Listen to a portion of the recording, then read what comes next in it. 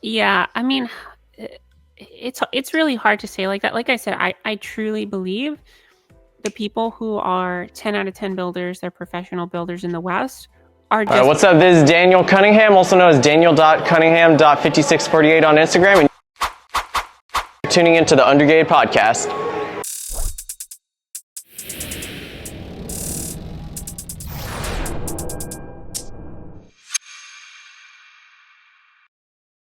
What is going on, everybody? I am Coop at It's Coop on Instagram. I have the homies GUNPLA, Tesseract, Austin, and CD, Chloe's dad. Us three come together every Wednesday to bring you a brand new episode of the Undergated podcast, presented to you by the Undergated Network, where we talk about GUNPLA, Gundam, movies, animes, TV shows, you name it, we'll talk about it. Today's going to be a pretty fun and dope episode. We're going to sit down and talk with one of the dope builders in our community. So make sure y'all stay tuned, relax, grab your snacks, grab anything y'all use to relax, whatever that may be, recreational or not. But of course, whatever your advice may be. Hey, I'm not gonna knock you, man. I'm not gonna knock you. You like it, you like it. We love it over here. Hey, you know, you like it, we love it. As long as it's not Papa Charlie Papa, then you out of the. Then you out of the. Keep that, man. Yeah, you keep that. I mean, you can listen to the recorded shows in the back, the old ones. Last week we had a pretty fun episode. If you missed last week's episode, this is what you missed. What do you have? Yeah. So we can all agree that the 80s music theme songs for most of the Gundam series back then were better than the theme songs we have now. What is now? When is the anything made in the 2010s and to present? And last week's episode is agree and disagree. Some of good points. Some people left a lot of dope comments in that episode. So, and a lot of good points. A lot of people agreed. A lot of people disagreed. I'm starting to believe I'm on the defensive. I'm just the person that goes against the grain. You're the radical abolitionist. But it's okay. It's okay. It's all right. So make sure y'all tune into that last week's episode to see what we agreed and disagreed with, kind of like making things settle. We're gonna have to double back to that. But like I said earlier, we have a special guest, dope work, back-to-back champ in the Hobby Town GBWC train. This work is Jordan. Phenomenal work. Right. I'm happy to bring onto the podcast. We have Pixxiellie in the building, or Pixxiellie's world _world on Instagram. Hello, everyone. Welcome. How's it going? Good. It's Pixxiellie, by the way. Pixxiellie. Yeah. I'm sorry. So no, you're all good. It's a combination of Pixel and Ellie, which is my name. So Pixxiellie. There you go. Pixxiellie. Yeah. There we go. And if y'all don't follow her, make sure y'all give her a follow on Instagram and all her social media is TikTok or I'm everywhere. Yeah, everywhere YouTube. pretty much, right? Mm-hmm. YouTube, Blue Sky, TikTok, yeah, everywhere. What's that new one coming out? I think it's a Lemonade. It's one that's supposed to be coming out that you're supposed to be able to merge your TikTok account to, because that whole we're shutting TikTok down in a couple of weeks. Yeah, so, January 19th. Yep. So there's going to merge. You could take your TikTok information and put it straight to that. So you'll probably find her up there as well. Any future social media site. Right. So make sure y'all give her all her social medias a follow. But of course, it's, as always, before we get started into the week, into this episode, we always start off with the greetings, because mental health is what, CD? Mental wealth. Mental wealth. Especially in these colder and darker months, we always want to check. Absolutely. Make sure everyone's good. Absolutely. But of course, Pixie, how's your week been? How's everything been going? It's been good. Work has been crazy stressful, but yesterday I went to the mall with some friends and did some holiday shopping, and it's I think it's really understated how much it benefits the mental health to just spend some time with people. So it was really fun. That's what's up. Yeah, absolutely. CD, what about you? Same. Right around the corner from the new year, work has been kicking my behind lately too. So I'm just kind of dealing with that. I have end of year reviews. This is my first year at this new job, so have that on Monday. So hopefully that goes well. If that goes well, promotions, more money. So looking forward to that. And then same Christmas shopping. My birthday's this coming week. Will actually be the day after this episode drops. So I'll be in the 30 club officially. So there you go, brother. Welcome. Welcome. It only hurts from here. I feel it in my back already. But yeah, no, just chilling. Christmas shopping, wrapping gifts. You know, I love to wrap gifts. So just enjoying the time with the family. How about you guys? How about you, Austin? I'm doing pretty good. Sorry, there's a loud noise. I guess my neighbor's not having a good day out there. But no, no, it's been really, really crazy at work. I thought they said it was going to die down, but then next thing you know, nah, they were every day. Hey, where are you going? Oh, I just got here.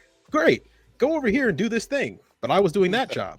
Yeah, we know. Once you're done with this thing, you got to do that job, and then another job as well. It's like, can I get a break? What? No. What's the break, Austin? What's a break? I don't even know how to pronounce that. But no, it's they're passing them out at unemployment office if you want a break. Yeah, they're like, you can go home and not come back. That's just a long break. But no, it's been hectic at work, really. And still kicking, still grinding. Holiday season coming up, so I'm about to visit the fam. Rather going down to Texas, so I got to get some Christmas presents as well. Do some Christmas shopping to get it for my niece and nephews, and thank God they're still young enough where it's very easy for them. Yeah. They have not asked for an iPad yet, so there you go. We are in the clear, gentlemen. We are in the clear. You can get about 6-7 LOL surprise balls that you can open up. Hey, when they said Play-Doh, doesn't matter what color. We in the game. I won. All right, cool. Yeah, here we go. Elsa doll. Oh, yeah, that's easy work. Easy work. Yeah, but no. Life's been kicking. As most people know, I'm still kind of chilling. But yeah, no, it's been going, man. It's been going. Just hanging in there. How about you, Coop? Chill, man. Rinse, wash, and repeat this week. Not this week, right? 2 weeks from now. Christmas is 2 weeks from now. So we get back-to-back 4-day work weeks, right? We get Wednesday and then the following Wednesday for New Year's. So kind of getting ready, just losing some steam a little bit, but it's all right. I'm gonna try to start off this week with watching some Christmas movies. What is that? War in the Pocket and Endless Waltz. Endless Waltz and War in the Pocket marathon on Christmas Day. So just trying to make it till then, buddy. Just trying to make it till then. So we're holding on. I can't complain. Hopefully everybody out there in YouTube and Spotifyville is having a good work week, good week in general. Hopefully everybody's, getting that last minute Christmas holiday shopping or whatever you want to call it. Man, it's busy out there. So bundle up too. I don't think there's weather now, man. It's like you get 70 degrees. It was like one day here in Virginia, like it was like 65 on Tuesday. It was like 65. And then the next day went down a high of 49. So make sure y'all bundle up, please. Yeah, one day we day in the 60s. Shoot, me and Cooper walked outside one day. It was literally like 59, 62 degrees in the morning. Then the next day we walked out, it was 20 or 19. And we were just like, and I walked out without my jacket, and all my neighbors just looked at me like, yeah, he's not going to make it.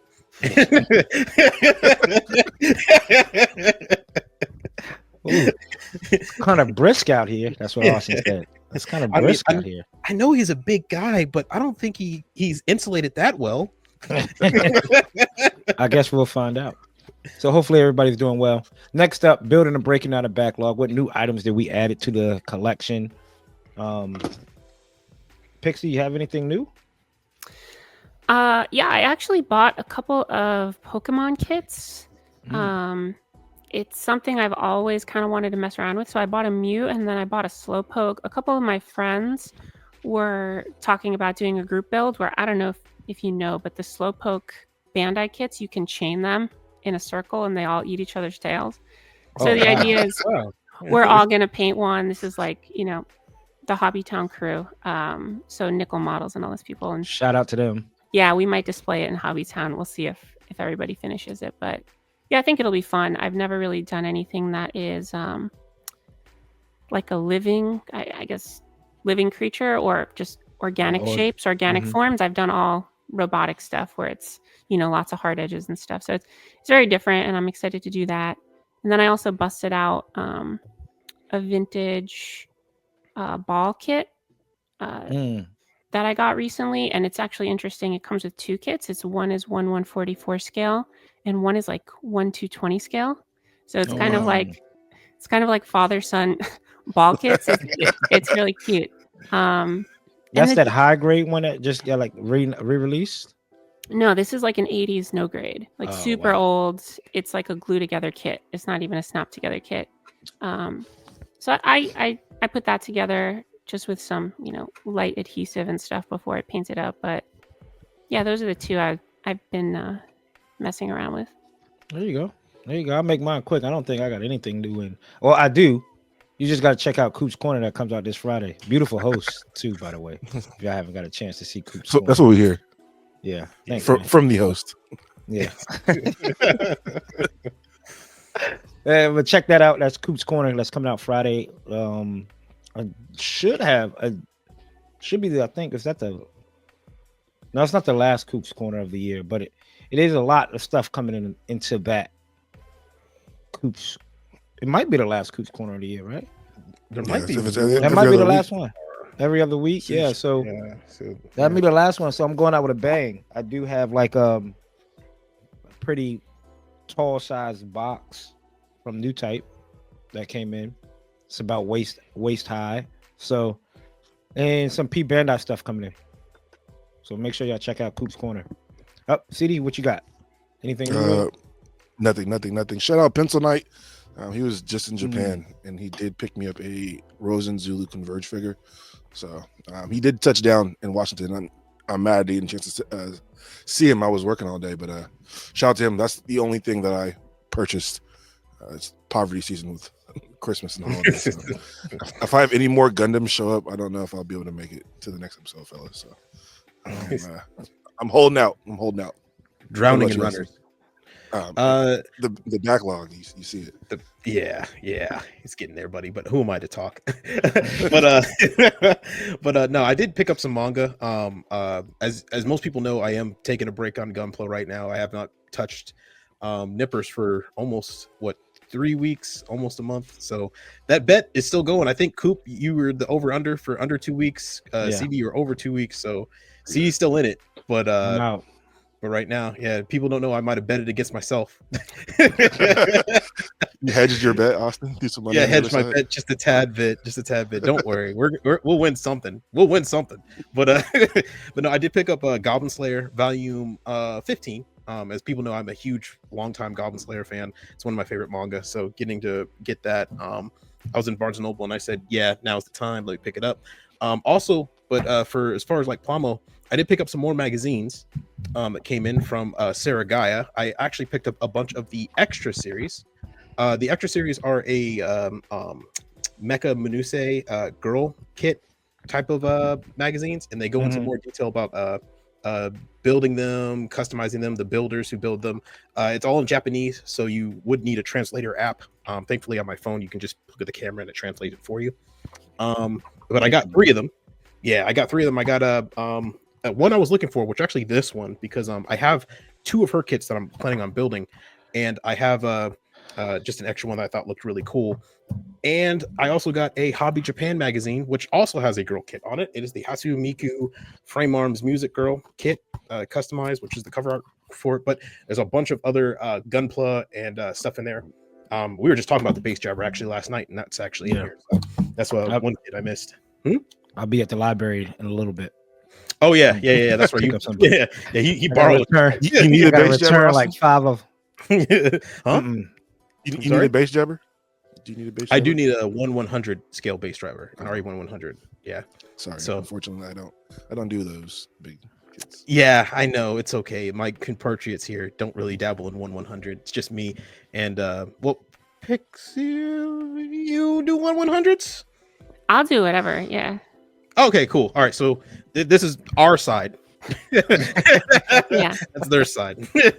But no, that's all I got this this week. That's awesome. I always tell people don't sleep on the Surigaya free shipping for those Hobby Japan books, because if you first of all, must. they're an amazing resource, which I'm sure you know, and I know you've talked about it a little before, but if you look at them on eBay here in the States, they're like 20 to 30 bucks a pop plus shipping.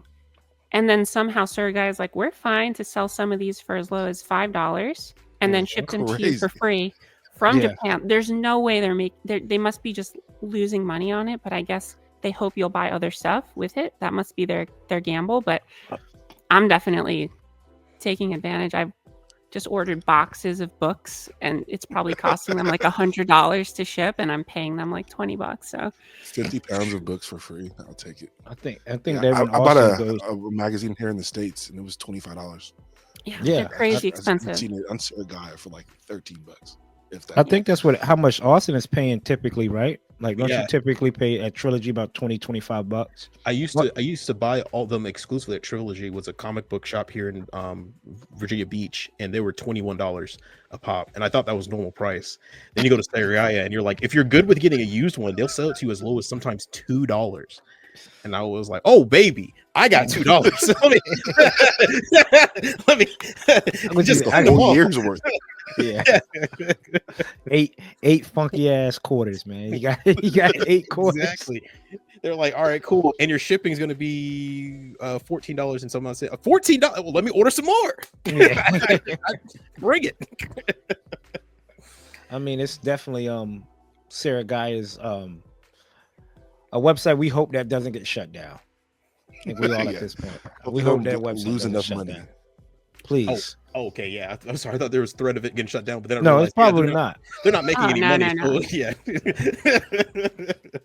I think it's just because the yen is so weak right now to the dollar. I think it's still worth it for them right now. But once the yen rebounds, that free shipping is going bye-bye for sure. Oh, yeah. Oh, yeah, definitely. So get in while you fit in, people. Right. Get in Use while it you fit in. Yep, right. Yep. Because it's going to only go up from here. Next up, we have What's Cooking. Some stuff that we have, photos, books, movies, TV shows, kits. With me trying to get back behind the camera, take some more Dragon Ball Z shots, because it is Dragon Ball Z December, or DBZ December in the toy photography realm, or DC December if you have DC figures. And also, kind of a vintage vibe, nostalgia vibe. I went back and started watching Beast Wars, the old Fox Kids show. They have all the episodes on YouTube. How does that CG hold up? Oh man, it's terrible. It's terrible, man. I mean, have you ever gone back and watched the old Donkey Kong Country CG show? Oh yeah. I seen the clips on TikTok and stuff. It is terrifying. Yeah, it's like revolutionary as a kid, though, man. I would sit up there watching it last night. I'm thinking like, if I showed this to a 4-year-old right now, would they be hooked like I was hooked? Like, or was Ain't this no like? way. Ain't no way. They may be, though, because they haven't been exposed to what's going on right now. Now, here's the trick. Make sure you show a 4-year-old who's never seen television. Yeah, right? That's true, too. And then you're like, oh, this is amazing.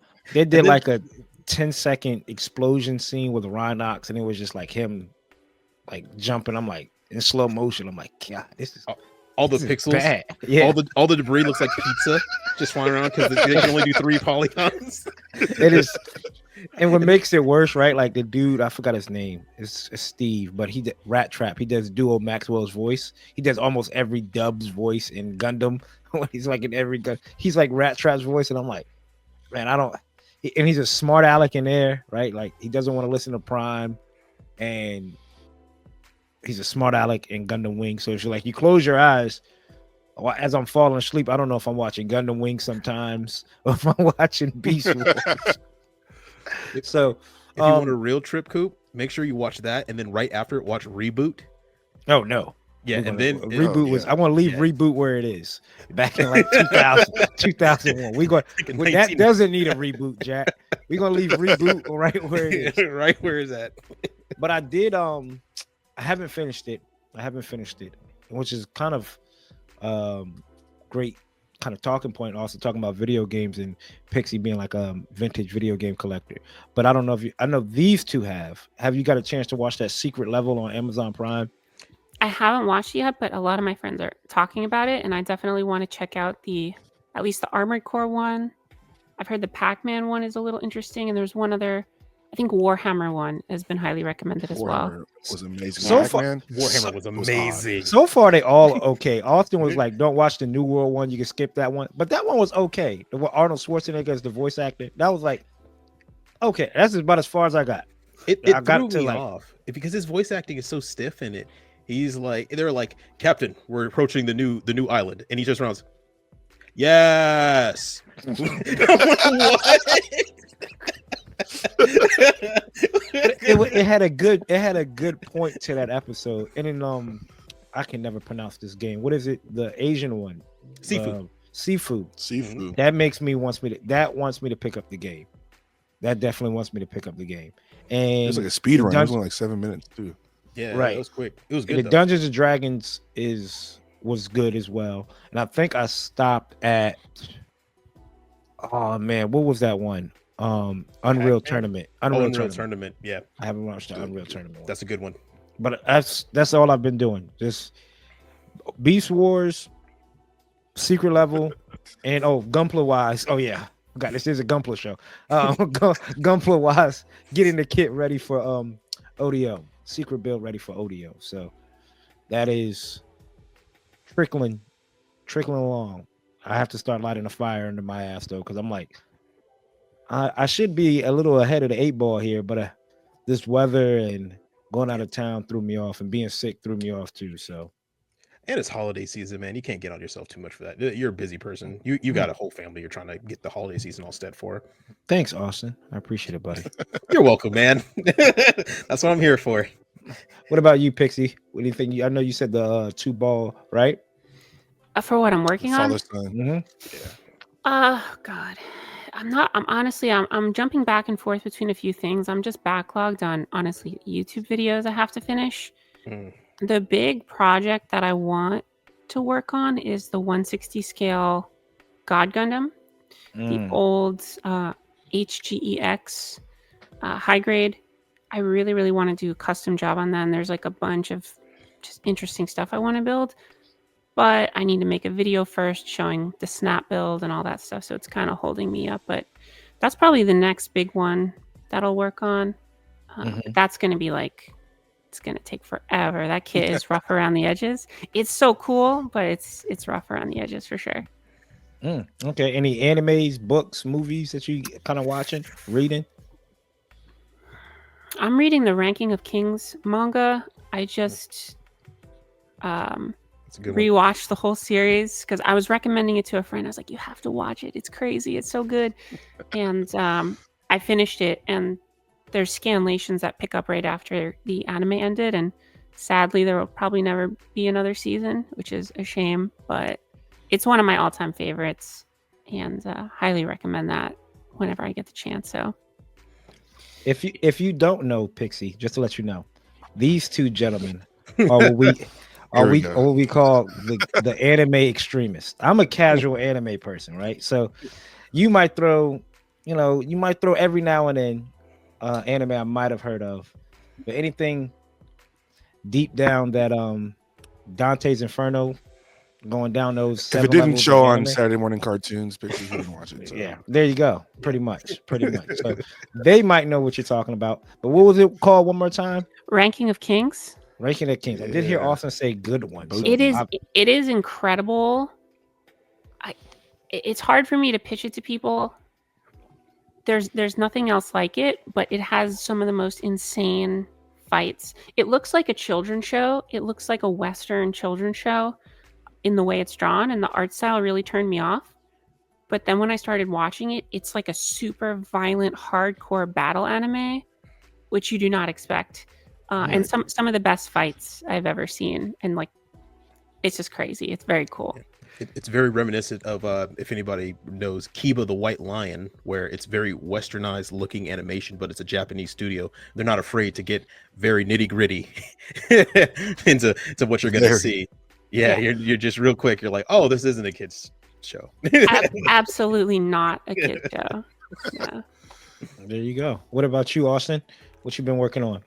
Nothing. Once again, I'm on a break for GUNPLA, so I have not touched nippers at all. I have been steadily just organizing my space, trying to get everything all organized. The picture behind me, behind me is not what it's going to finish look like. That's essentially what it looked like before. So I'm trying to. I got some more. Also, I did pick up some more little Michael's stationary little storage bin thingies that I'm just trying to work stuff out. I have a lot of random Plamo stuff that's just hanging around that I need to organize and put through. And I even made a post on Threads about, hey, organizing space. And I love the response. Everybody was giving me really good tips. One dude even put up a spreadsheet that he didn't like Microsoft Excel, getting the list of where like the kit, how much it costs, the date he bought it, the date of its release, and like Jeez. where it is in his build order. It's that was a little bit OD for me. I have an art degree. I was not a Excel guy. I couldn't even build a spreadsheet, yet alone know what it looks like. So that me, I've just been organizing my space, man, and just trying to get my mind right and ready for a future build, and I'm going through ideas and stuff like that in my head. Yeah, that's about me. CD. Oh man, yeah. Right now I'm not working on anything. Just the weather's been too crappy for me to go out there and paint. Hopefully next week, the week of Christmas, I have some days off during that week. And the weather's supposed to look a little better, so I'll probably get in the garage and finish my SD Freedom that I'm doing with Gucci Gunpla. As far as manga, not reading too much. Book 13 of 86 did just drop, so that's in the Amazon cart, ready to come home to me for me to read. I did finish another book over the week. I left it upstairs, but it was the third book to this series, the Demon in White of the That was the name Sunder of the book? series. Yeah, Demon in White. Demon in White. Probably my favorite sci-fi fiction book I've read this year. I had to put it down because it was just so good, and I was so mad and sad at the part. I just had to sit it there and like couldn't come back to it for a few days. I was like, damn, this is really one of those books, and I came back and finished it. And I like the last page, I like shed a tear type shit, like in a movie. Closed it, and I was like, yeah, this is it. Nah, That's book 3 of 7. Yeah, 7's not out yet, but that is book 3 of 7. That one was like 850, and it felt like it was like 200 pages. I feel like there wasn't enough story in it, and I've read a lot of books this year, and that's, like I said, it's probably number one as far as books I've read. And I think I'm gonna do a list of top 5 reads. I'm at 53 books this year, and I think I don't know if I'm gonna finish another one before the end of the year, but I think I'm gonna give a nice little review of my 5 favorite books that I've read this year. Nice. That's what's up. That's what's up. Anyone wants to read, I'll give you some recommendations. CD's book club. There you go. Yes. Yeah, CD's book club. There was and also CD was doing some coaching stuff. I was like, CC. Oh yes. Yeah. My daughter had basketball practice, and the coach, I don't think she can chew gum and dribble at the same time. She was like telling him to like put the ball off the backboard, and I was stressed out on the sideline. I didn't want to be that dad, I just like, go ahead, Chloe, but I was like, I'm paying too much money to see these kids do what they're doing. Can I volunteer and help run practice? And it went a lot smoother. So I think I might be coaching from now on. I can see you coming down, just getting onto the court with the whistle and the setup and the clipboard, and they're just looking around like, who are you? They're like practice 4, and they don't know anybody's name. So I was like, the first thing I was like, pass the ball around and say each other's names. And they're like, no, now you guys at least know each other. They're like, blonde shirt, blonde hair. I'm open. I'm like, her name is Brittany. Like, I know these kids' names. So yeah, volunteer, folks. That's what I can say. There you go. Give a little bit of your time. It's all right. It's all right. Hopefully, y'all out there building, reading, watching TV. Let us know in the comments down below. What are y'all doing? What are y'all getting prepped and getting ready for? What's some old shows or some old games that y'all might throw into the system? New games too. I think I went, and I need to definitely get back to playing Wukong, or I just stress myself out about $60 for no reason. So exactly. Next up, we have what's new. What's some new stuff that's coming out from?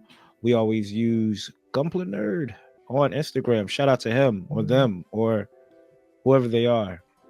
Hopefully one day they don't say, "Hey man, stop using our stuff." Cease and desist in the mail. Right. It's kind of like the last thing I want to see. So let's see here. Let's bring up his page. By the way, Go ahead. Go ahead.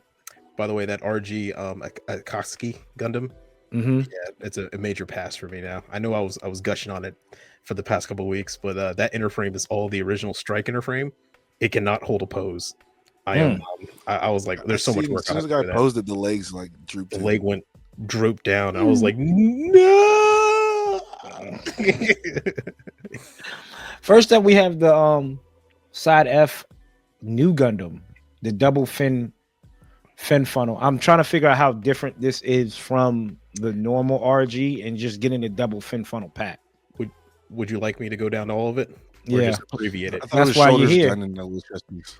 Yeah, the shoulders, the front front skirts, the gun, the actual intakes on the side of the head are wider with a different dimension. The legs are the same, feet are the same, and the arms I believe have one extra like cutout section, but that's about it. Besides the backpack and the double fin funnel, so there is more to it than what we usually get with the regular RG new Gundam. And also to purchase this, you have to be a Gundam, I think a Gundam based member to purchase it for the first batch, and you have to actually have an ID that shows that you are a Gundam based member, like at the register in Japan.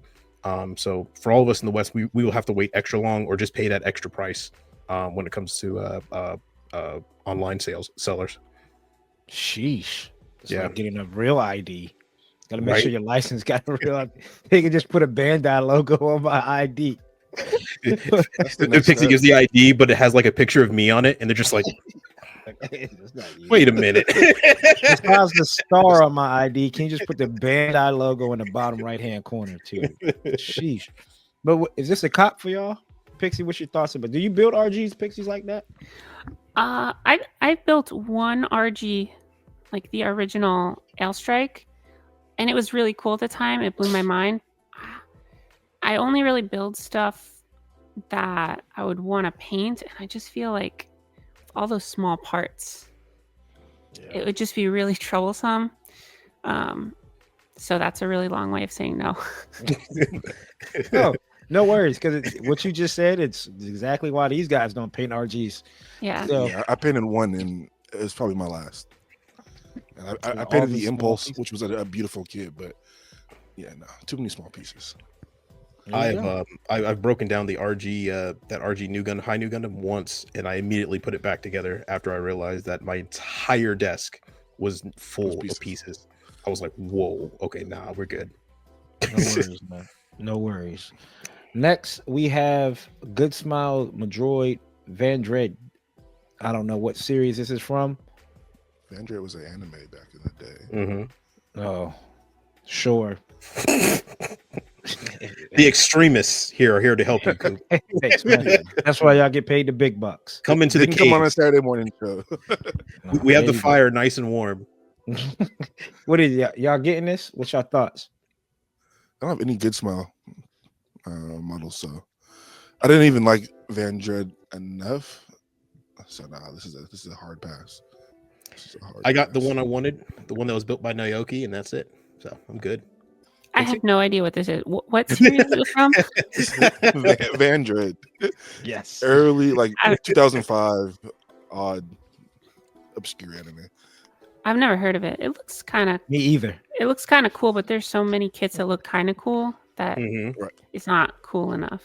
That's the thing now, right? There's like so many releases that I feel like it needs to be like an 11 out of 10 for me to be like, I'm gonna buy it. I feel you on that. Definitely. There's not a week that goes by that like there's not like 7 kits that come out. We're like, oh wow. Yeah, it's only so much time. Yeah. But this one is though, right, Austin? Oh yeah, baby. Yeah, this one's coming home. This one's coming home. For those who don't know, this is the Top Gun Maverick Darkar. Essentially, it is a SR-72 mock-up aircraft that they used, especially for the film. Buckle up. I'm sorry. Oh, by the way, I am an aviation nerd, so this is uncontrollable. This is going to happen. Sorry, but so they actually went to Lockheed Skunk Works, who are the people who actually invented the SR-71 Blackbird, which is the highest and fastest flying reconnaissance aircraft in the world. to actually build him a full-size mock-up that they actually took out to Edwards. And actually, that mock-up was seen on spy satellites from other countries, and they actually thought it was a real type aircraft, but it's literally just a mock-up that they used for the movie. And now that we have it in model kit form, in which Maverick was able to take his aircraft up to Mach 9, which doesn't Mach actually, 9, yeah. Mach 9 was actually not really capable to be possible with a scramjet or a ramjet engine. It have to be some combination or maybe rocket powered. But now we have the actual model kit here. This looks amazing. I'm definitely going to get this. This has to come home to me. Yeah. Looks like 2 arrows so you could just throw on a spear.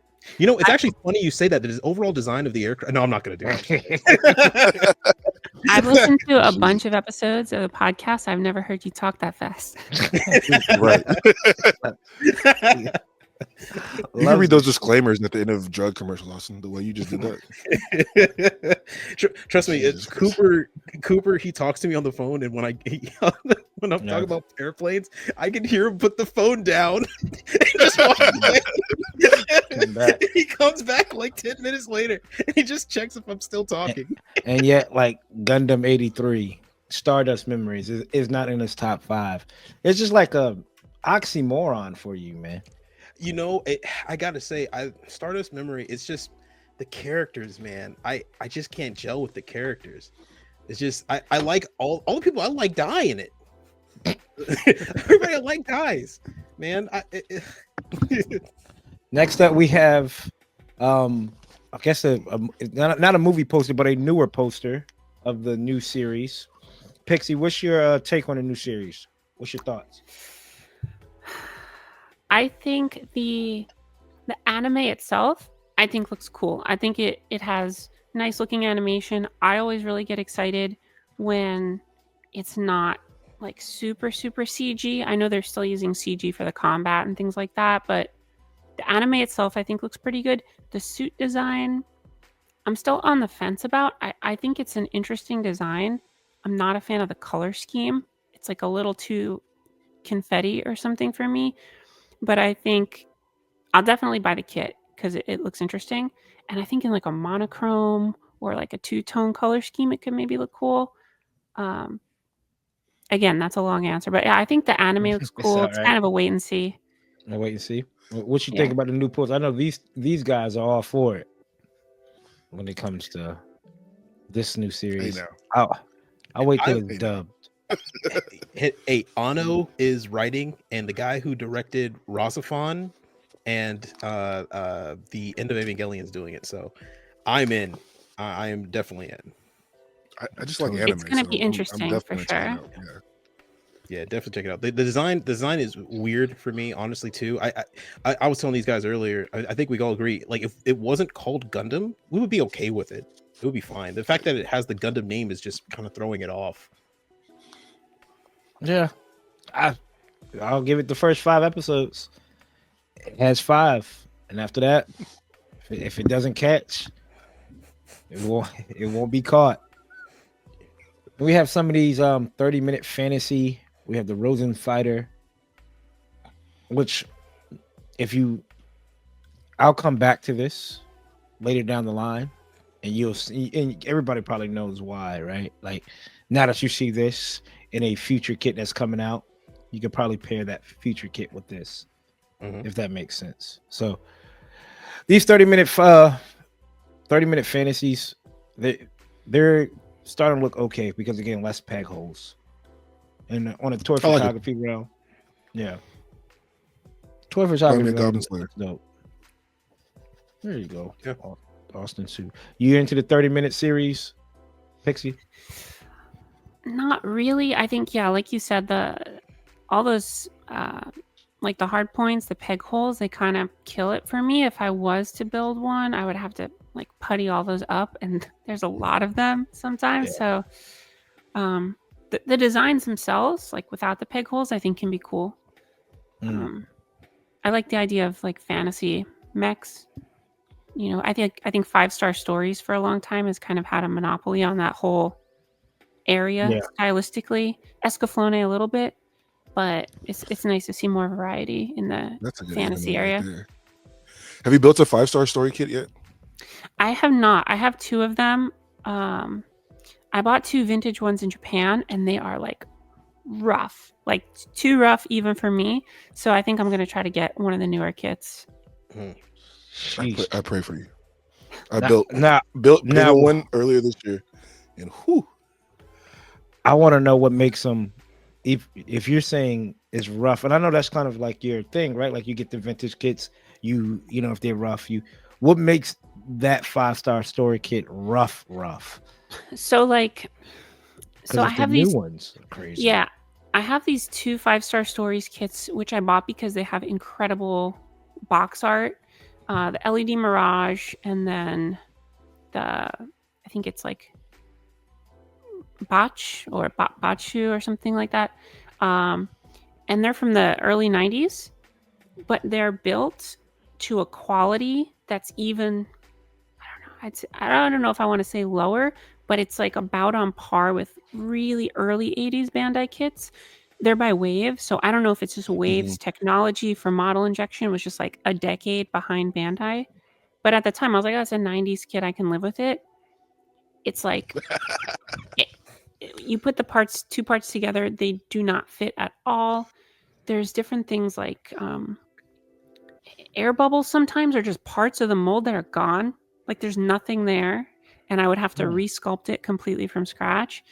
It's an all glued together kit, which then means you're in for just some craziness with masking and all of that. It basically, like, if you had a list of everything that makes a build annoying and tedious, it checks the box, and like every single one.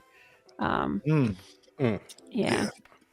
I don't know what episode it was, but you have to go back and look. I have it like taped together because the whole thing, like you said, is glued. And this is like a newer one. I did the Ages, I think came out in like 2017 with the OG. And the new ones are still glued together. Oh yeah.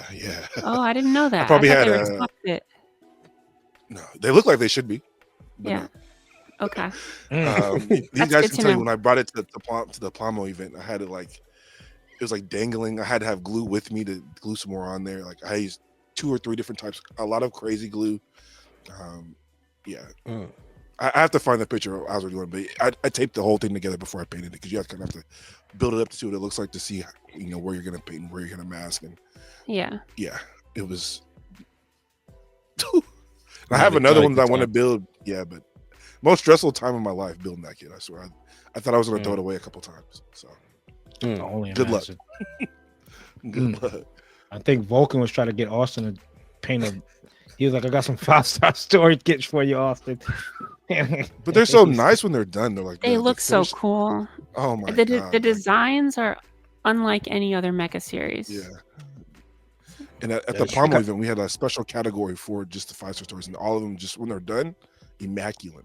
They're like show stopping, but to get it to that point, especially because once everything's painted, you have to glue it together and like not having the glue everywhere, and it was a mess. I remember saying my pick of the show was one of those 5-star story kits, and then just the story behind the guy, what the guy had to do because he was telling me what he had to do to build it. Burial Gunpla.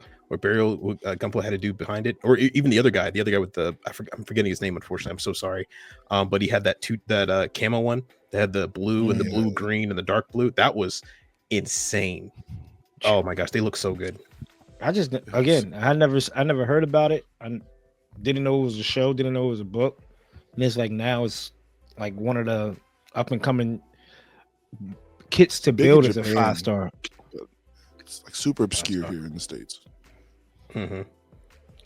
We have some effect pieces or add-on parts for the Rosen Warrior 30-minute fantasies that go on with the one we just saw. You have peg holes on top of peg holes. I mean, I don't get it. So you got a cape. Thanks, man. Yeah. I feel like the thing about these kits is they start to feel more like toys than model kits. Yeah, exactly. Exactly. 100%. That makes sense. And if you're just in the model kit round, then yeah, definitely. Then again, is that a mug? Oh, you have a beer mug. And a crate. Yeah, a crate. I might pick that up for the crate. Depends on the size. For those figure eye standards, you could probably use the mug for one of those, right? And then like if you have a character drinking. Yeah. Or some like the crate alone is worth it. Because you're trying to find somebody like 3D print I think somebody was crates or like, luggage. Yeah. stuff in the back of your toy photography, like 3 crates for $60. I'm like, God, dog. There's some dude who's 3D printing luggage that goes into like 1/48 scale aircraft or airplanes for like passenger planes, and his printing is so precise that he's like has the belt buckles for the old like 1920s like loops in there separately modeled. It's crazy, but it's a huge price, but it looks so good when they're done. Yeah. Then we have more pictures of. Go ahead, Austin. My goodness, the Aksusuki, the gold You said it Gundam so from correctly earlier. I did say it perfectly. Isn't that weird? Anyway, yeah, it's the pressure, man. That's what it is. I've been training my whole life for this moment and I failed. But no, this is the Akatsuki, the gold Gundam from Gunam Seed. It's out now in Japan. The reviews are out. Apparently it is using what we feared. It is not using an updated first version RG frame from the Strike Gundam. It is the very first one. So that means with these new armor pieces, it's just can't hold a pose like this pose right here. I can tell that they probably had to either add a joint defender, glue tack or something like that to keep the leg up, or it's leaning back because it can't really fall forward on its leg on its own hip. So there's a lot of stuff, and his own waist is not really standing up to it. So it's such a disappointment. You can make anything work. It just takes a lot more work. It's just I thought out of the box this would be a real home run for them if they updated the interframe, but they did not, unfortunately. So buy at your own risk. Oh, and it is $90, and to get the backpack, the one that I want, it's like an extra 30 on P Bandai, and to get the Zeus pack is an extra 70. So you're looking at what, 180 to get the whole thing. So I don't know. I'm bummed. Oh, but there is a rumor that there's already a third-party metal interframe set coming out for this that should alleviate those problems. So if that comes out, that's a decent price. If you want to pick that up and then pick up everything else at your own leisure, this might be worth a pickup. But for now, that just seems like so much extra work having to buy a third party just to make it decent. That's the world, for a real world we live in. Yeah, it's the world we live in sometimes, man. Some of these kids need help. Pixie has no problem getting like a 1980s or 70 kit that has, seam line down the middle of the whole suit, and she'll make it work, right? She'll make it work. So, I mean, she probably has no problem fixing this guy up. But yeah, somebody like me, I'm buying metal frames and telling myself like, oh yeah, it's gonna make it look 10 times better too. I don't have to paint the frame. I'm hyping myself up because I am looking at that RG metal frame for the new Gundam. So then back to this. Here's the Iron Sicky, the third-party kit. When I said earlier that 30-minute fantasy, depending on the height of that 30-minute fantasy compared to this will be pretty dope. You pair like this kit with like 4 or 5 of those 30-minute fantasies back there to make it look like like a troop. That will look sick. These third-party kits starting to look sick. And this, especially because this line's like $27 to $25. I actually like this one. I don't know about this one, but this one might get picked. This one might. I know I said about the Achilles, but this one might get picked up. It's the big ass Scythe for you. Yeah, and it looks like it has a pretty decent posing. I mean, just have it on a shelf like this, painted up, will look crazy to me. Yeah, this one looks pretty cool. Yeah, agreed. When it comes to these third parties, man, like I know we always talk about game changers versus game managers. There's some high-end game managers here. I don't know if this is changing the game, right? But this is definitely something that like CD said, $27. If you want full interframe, what? Yeah, it's an RG pretty much, and all that detail. I mean, come on. Giving us more variety and more companies to purchase things is just going to make everything better because now everyone has to step up their game. Bandai can't throw out just random stuff that they had left over anymore, especially when stuff like this exists. Right. But they are because they are definitely. Yeah. Because we got some obscure we got this guy. This is what Bandai puts out. This is from a 1980s manga. Apparently, I did not know that until I looked up some information about it. It seems fun. I like this one. There we go. There we go. It's like double weird UC. Mm. Yeah. For sure. See? Yeah. Austin, you were telling me about like this is not in the same realm, but you was talking to me about it being the F90, right? Or what was that? This is technically not a Gundam. It's a mobile worker that the guy made to look like a Gundam. But it's in that same realm of that time space where they had obscure mangas like F91, F90 manga, or the Crossbone mangas that were kind of being published in was it Super Saturday or was it Shonen Jump? Or wasn't Shonen Jump? It was Super Saturday, I think, or Sentai Saturday, which these Bandai seems to be kind of focusing more on these classic, older, obscure manga that didn't really get too much chance in the West, but got a lot more chance everywhere else. To make kits out of them. I mean, I think that must be their game plan now, because this one, I wasn't too keen on this at first, but after reading the history about it and what it is, now I'm kind of looking at it differently. I kind of like that it's a little strange, it's a little different, it's a little out there. It's up for pre-order. Yeah, go ahead and get it. Go ahead and get it. Cooper, can I get some money? Go ahead and get it, bro. From the Undergated pool. The Undergated fund. Buy you a Gundam. Yeah, we can do it. This is the one with the shotgun, right? Yeah. Yeah. Yep, the Dobro beam shotgun. Pixie, if you get one, would you paint this, try to make it like a classic 80s like cover from like a manga? Oh yeah, if I got it, I would totally paint it in like a very old school fashion. There we go. Welcome to the Undergated Network. Hey, we need the money. We need to buy two now. This it's just, it looks odd, and it's just, Austin and I were talking about it, like what makes Bandai go this far left is just, and then we have mobile suits again, Taurus, Virgo, Aries. I mean, to give us one grunt suit from a show, a popular show, as in Gundam Wing, they only have one variation. Well, not variation, because you got the Space Leo, you got the Flight Type Leo, the the add-on pack Leo, but it's just the Leo. I mean, like, come on now, how many? Gotta cover all their bases, dog.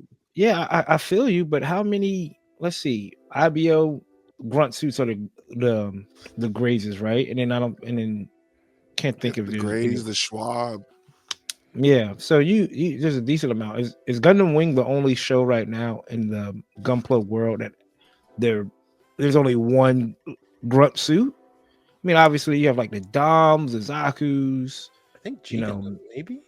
No, G Gundam even have grunt suits. Yeah, you're right.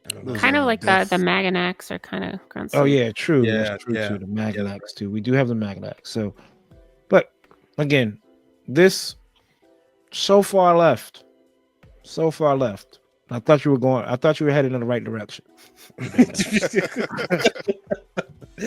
I mean, somebody's obviously, like, Pixie likes it, and it's, No, you're right. It's weird that there's so many kits people are begging them to make, and then they're like, "Oh, this thing you never heard of? Well, we'll make that." Right. And the guy is in Japan digging through all his old manga, saying, "I know I got it. I know I got it." Like, here it is. Yes. This is what's crazy, because how obviously different people are in the world. This is somebody's favorite mobile suit. Yep. This is somebody's Wing Zero, right? This is somebody's Sinanju, somebody's Rosen Zulu, and they finally got it. And I'm happy for whoever that is. Somebody's unicorn.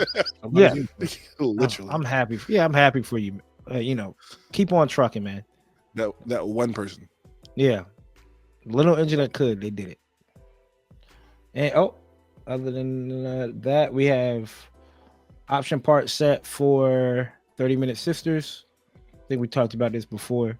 I'm pretty sure it's the exact same one. Yeah. Nightmare costume. Yep. This Ace 30-minute missions, Ace or B Type E. Very, very cool looking kits when people customize them. They're very cool looking. But yeah, that's pretty much it. There it is. There it is. God, I love the art style too back then. Everything looks. Go back everything one page, Coop, real quick. Bottom left. Is that? That's an the same kit RG. with a- That's an RGD X2, Also known as P Bandai. and it's also Yeah. see this one came when the Titans, when 3 people of the Titans left the faction, and they just became regular citizens, and they said, you know what, we still have this good work, and we're going to build it, and they ran into Shar. I don't know where I'm going, man. Well, So that's what happened? You know what's scary is that you're actually describing something that really did happen. I thought you were actually quoting it. I was like, oh, that's not in the manga. That's in a different story. I was just like, oh, he does read. Okay, thanks. It's not a lie. He's not feeding us a whole bunch of lies. A lot of detail though. Yeah. In the description, it Supposed says to it give you carries that. no offensive weaponry aside from a beam shotgun. Mm-hmm. It looks a lot like the camphor shotgun. Mm-hmm. Mm-hmm. Yeah. A pump action. Yep. Double barrel pump action. Man, I gotta say that's the most terrifying weapon you could probably imagine. Like on a battlefield, like everyone's shooting Got beam lasers rifles? and missiles, and like this dude comes up with just a, and you're just like, yo, Run. That's a run. guys, and that's not a grunt suit, that's a Gundam. Yeah. How good is he with that shotgun? You about to find out, buddy. Walking Tall, right? Isn't that the Yeah. movie with the Rock? With the He had a Rock. shotgun, the baseball bat or something. Well, that's it for what's new. Probably a whole lot of other stuff out there, but we use GUNPLA Nerd. Can shout out to him or them or whoever they are that runs that page. Just don't shut down, please. Please. Next up, we have Hold That Thought. Y'all got anything new in for Hold That Thought? Anything crazy? I seen a tornado in California. I feel like that's pretty rare. Santa A Cruz. tornado in California. Yeah, I mean, not like crazy big, but it was a decent size. Not decent, smaller tornado though. A tornado Cruz. within itself. I guess it's pretty crazy out there. Yeah. Yeah. Travis Hunter won the Heisman Trophy out there. He was Yep, able to yep. secure that for my college football people out there.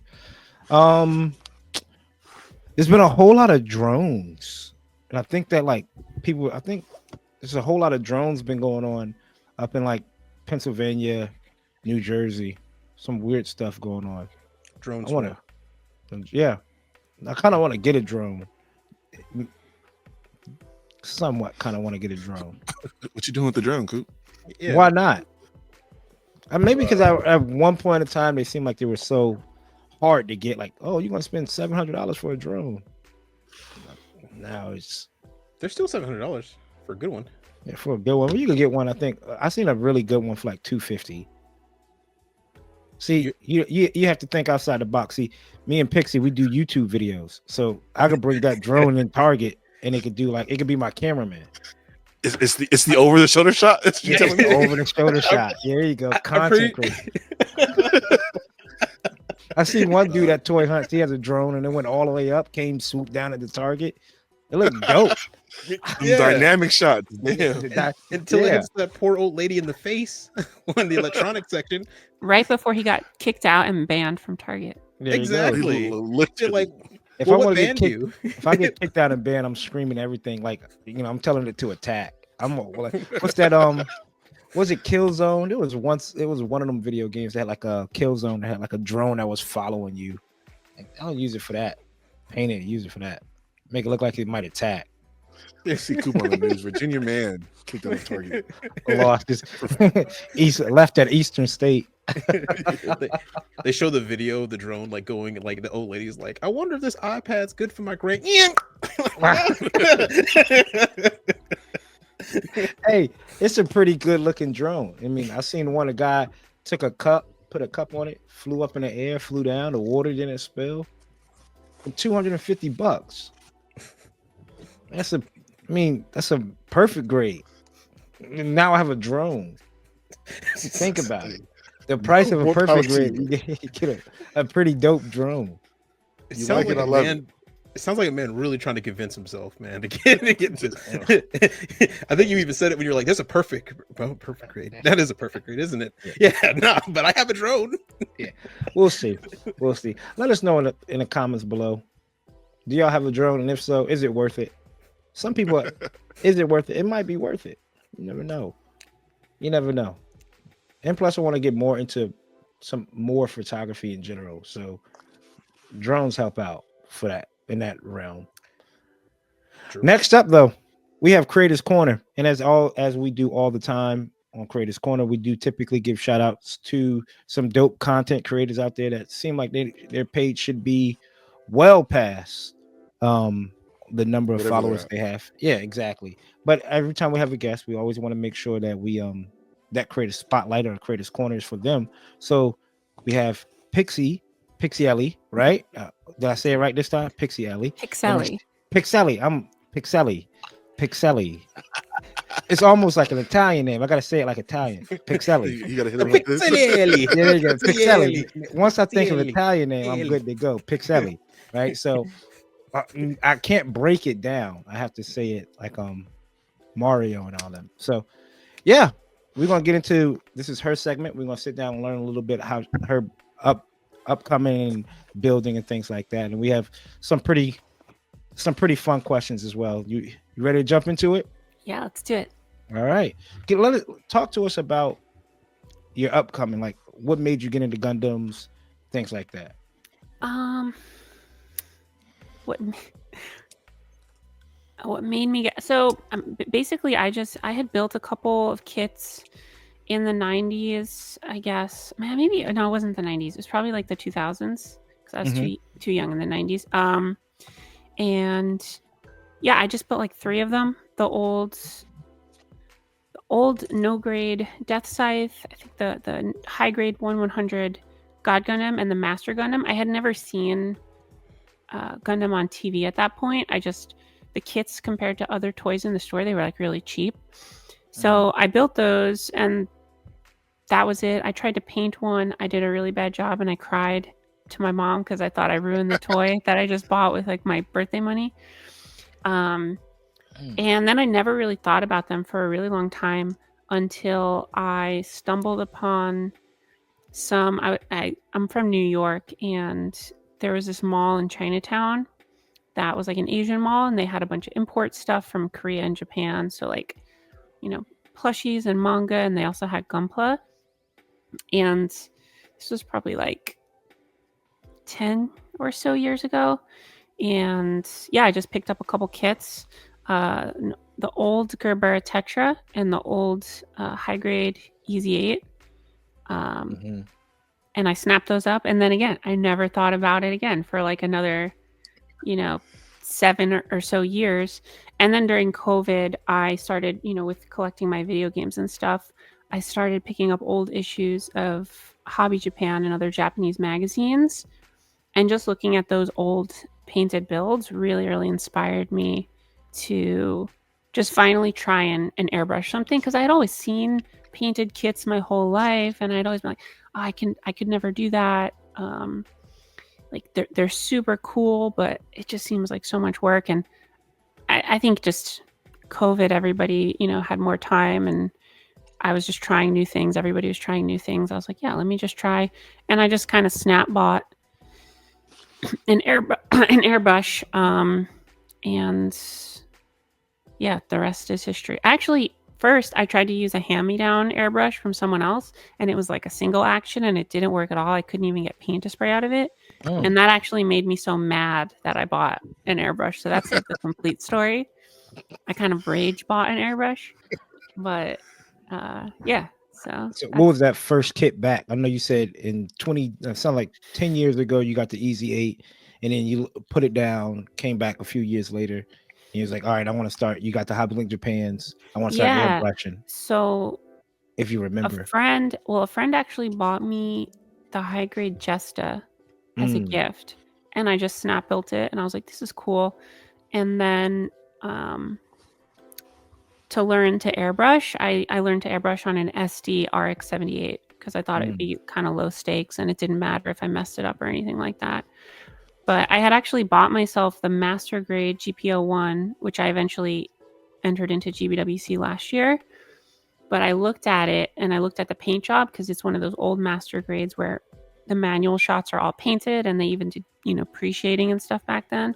And I was like, I'm not going to paint this until I'm confident that I can make it look at least as good as these manual shots. So I practiced on a bunch of SDs before I eventually painted that master grade. Oh, there you go. Was that your first master grade you painted to? Yeah. It's crazy. That was the work. first master grade I built. That was the first master grade at all. It's crazy work. And you bring it into Hobby Town. Win GWC. Dog. Oh man. Well, people, what's your excuse, right? I don't want to. All about putting in that work. Oh, No rage exactly. by an airbrush. That's all.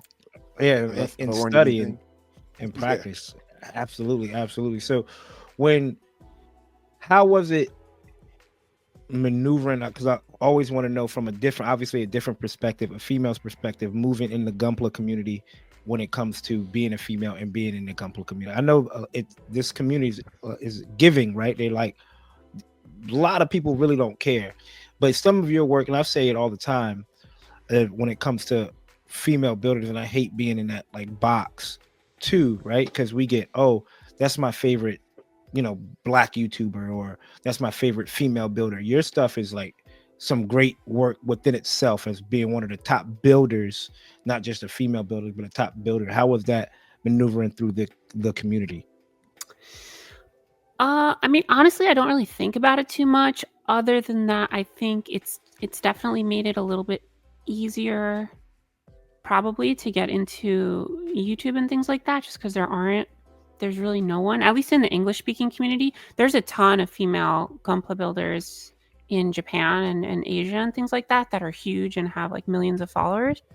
But in the West, there's like a small number. There's more people into like D&D minis and things like that. But yeah, there's not a lot of competition, which I guess makes it easier. Yeah. And it's funny that you said D&D, because there's actually a lot of D&D people now moving over to Gundam, just as a cheaper alternative to test painting.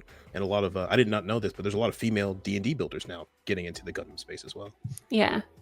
So all that's to say that I don't really think about it too much, but every once in a while I do think it probably makes my life a little bit easier in terms of just, there's not that much competition.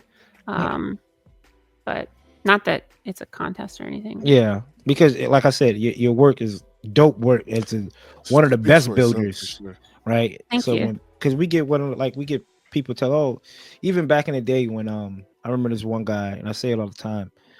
This one guy during the 2020 and during like the riots and stuff, he wanted to put out a post. He was like, hey, I want to make a post on some black YouTube creators, and I want to, if you don't mind, you're one of my favorites. You mind if I speak on you? And I was like, look, man, to be honest with you, I don't mind. I appreciate it, but I don't want to be put in that box of like, black YouTube. I want, if should be one of, shouldn't be black YouTubers. It's just like, I don't go like, oh, that's my favorite black doctor. That's my favorite doctor, right? Like, that's my favorite dentist. So is getting that perspective. Obviously, we had One Punch Sam on, and we got her perspective on it, and hearing your side of it is pretty dope to hear as well. What you got for us, CD? Yeah, I'm just noticing all the vintage games, and knowing your channel, I've watched some videos. What kind of spurred that love for retro gaming for you? I don't know. I just have always liked old stuff. I don't know what it is. I think about it a lot. I'm like, am I just a really nostalgic person? And I definitely do have nostalgia, but most of the stuff that I collect that's retro or vintage is stuff that I never experienced growing up, or even it's before me. So I don't know what it is. I've always, maybe it's that when I was a kid, I had some hand-me-down video game consoles in the 90s. I had like an NES like at my great-grandparents' house, and I actually played it on a really crappy like black and white TV. And I don't know if it was that like early experience, because they were things that no one else knew about at school and whatnot. And I think that's probably the appeal for me, is like finding things no one else knows about. It's part of why I wanted to go to Japan. It's like going to a Japanese hobby shop, and like you were saying, like 5-star stories, no one in the West really knows about it, or now people do, but 10 years ago, nobody was talking about it. It's kind of fun to discover something and it feels like it's yours. No one else knows about it. I feel that way about a lot of retro games. Even though now retro gaming is huge in the last like 5 to 10 years, everybody's retro gaming. But yeah, I've been into What's retro your gaming since favorite like 2007. console? If you had to go pick one. I mean, I like a lot of them. I really like I like the Sega Saturn for imports. It's really fun because it's that like undiscovered. There's all of these games that feel. It's like it's almost like going into the past, but into an alternate reality, right? Where I can't go into the past and play a Nintendo 64 game I've never heard of. On the Sega Saturn, it's like from that era, but it's completely new and original to me because I never experienced it because I didn't grow up in Japan in the 90s. So Sega Saturn, I love the Dreamcast, I love the GameCube. I really like Game Boy Color, Game Boy Advance. That's a lot of systems, but yeah. Yeah, it's crazy because Austin and I were speaking on it yesterday for like hours trying to figure out. We were talking about like the PSPs and I love the PSP. Yeah, the PSPs. If we were just looking at it, PSP should have been illegal for how good it was back then. Right. Right. Especially when you jailbroke it, you got to download the APK and you could run PS1 games on it. And you go to school and you're the coolest guy in the classroom. Like, I'm playing Twisted Metal on my PSP, guys. PSP is crazy. I think one thing that bums me out about modern gaming is we don't get those jumps anymore that we used to get. But if you think about that, the PSP came out like 2 years or something like that, like 2 or so years, give or take, after the Game Boy Advance. But that jump is like bananas. Like, it's crazy. And then the PS4 to PS5 is that was I don't know what Austin was talking about. Whatever UMD game I had was the UMD game I had. I'm not jailbreaking anything. I got a little too technical. I was like PSP 1000, the 2000 series, the 3000. We're talking about internal changes, and he was like, "Yeah, GTA, dope on it. Yeah, Midnight Club, whatever game it was, I'm in there." Exactly. I think Vice City Stories was great. I don't know what Austin was talking about because we was talking about just like the prices for people are starting now to realize vintage gaming and retro gaming is starting to become more popular, right? Especially when you go to conventions and you see people selling old games. So going and finding easy ways to find retro game systems, such as the PS2. Like, if you went to a yard sale or maybe a flea market, but if you try to, that secondary market they're so expensive. Like, we was looking at it was a website, DK Oldies. Oh, like yeah. $260, right, Austin? Yep. For the PSP. I was like, golly. Yeah, the PS2 was 230 or 210. Oh no, 210. It was on sale. It was 230, and that was for a Fat Boy PS2. And then it's hard to get into these days. I mean, I'm lucky that I got into retro gaming before it was popular. It was so unpopular when I got into retro gaming. My friends would often be like, "What are you, stupid old games? Like, what is this?" Like, because when I got into retro gaming, there were probably like 15 retro gaming YouTube channels. Like, that's it, like 15. Now there's like thousands of them. Yeah. But back then, I remember when I first got back into the N64, I bought from some guy on Craigslist. I was living in Brooklyn, and I saw it was like an N64. And it was like every game, like Mario Kart, Conker's Bad Fur Day, Super Smash Brothers, Perfect Dark, all of this stuff. I think it was $30. What a steal! Wow.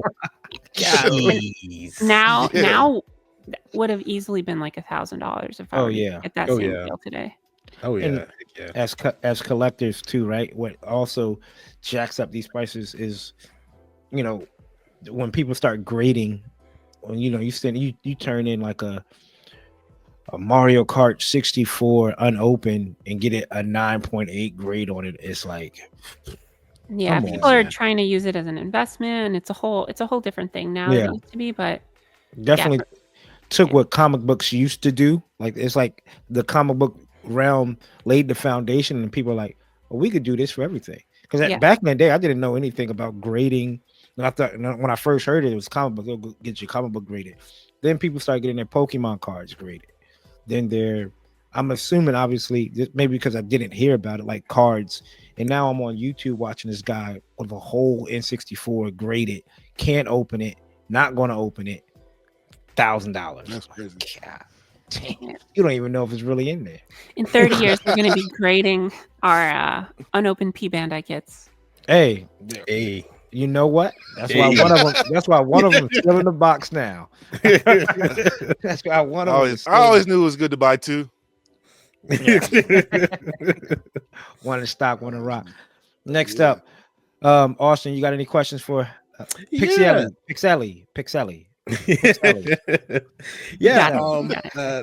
I found out that you sometimes don't use priming on some of your kits. You actually just go straight to the paintbrush. And Yes.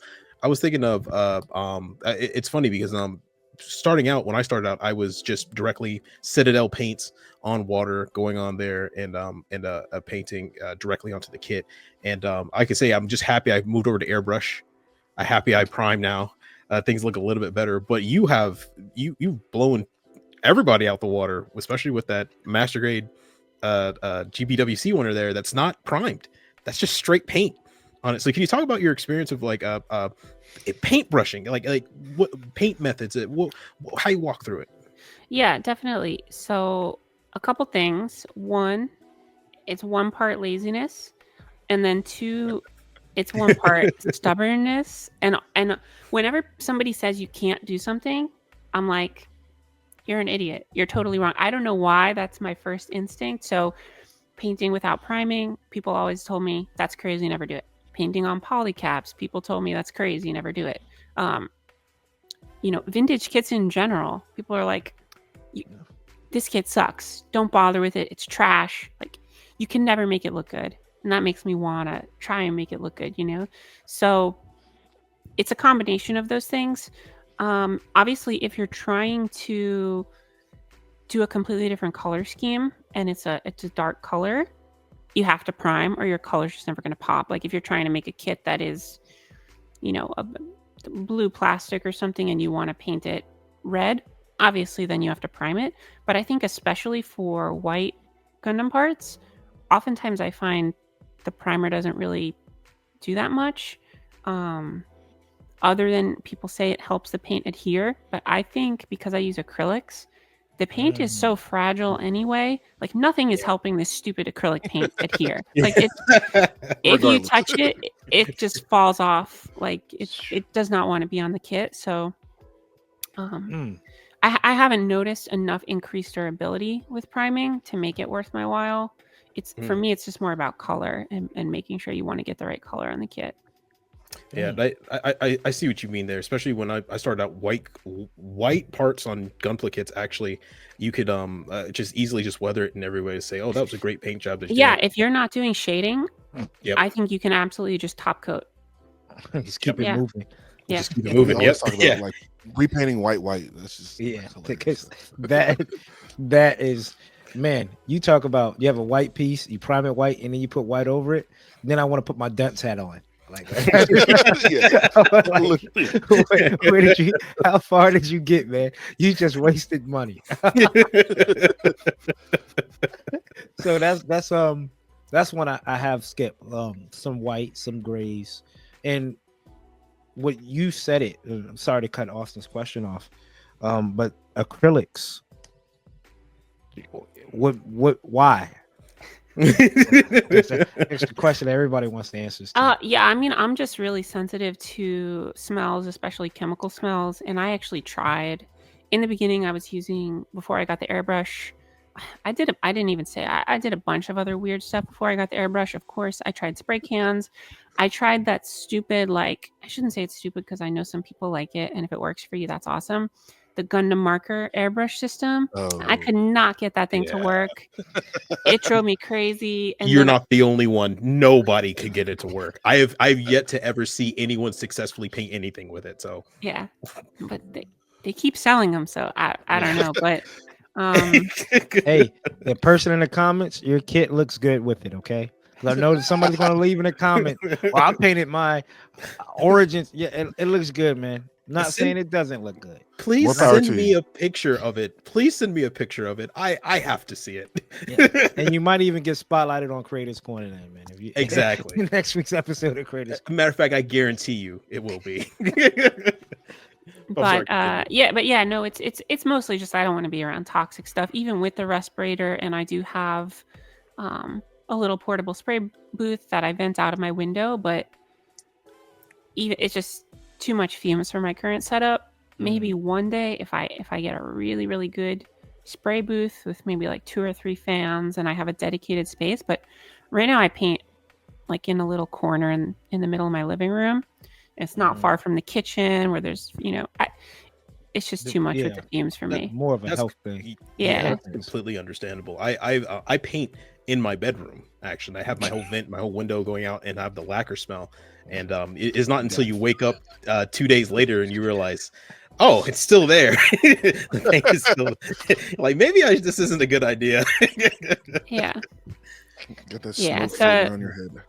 Exactly. But another question I had, just off the top, is that you did live in Japan for I believe it was 3 months, 6 months. 6 months. Double is what I. Okay, cool. Yeah.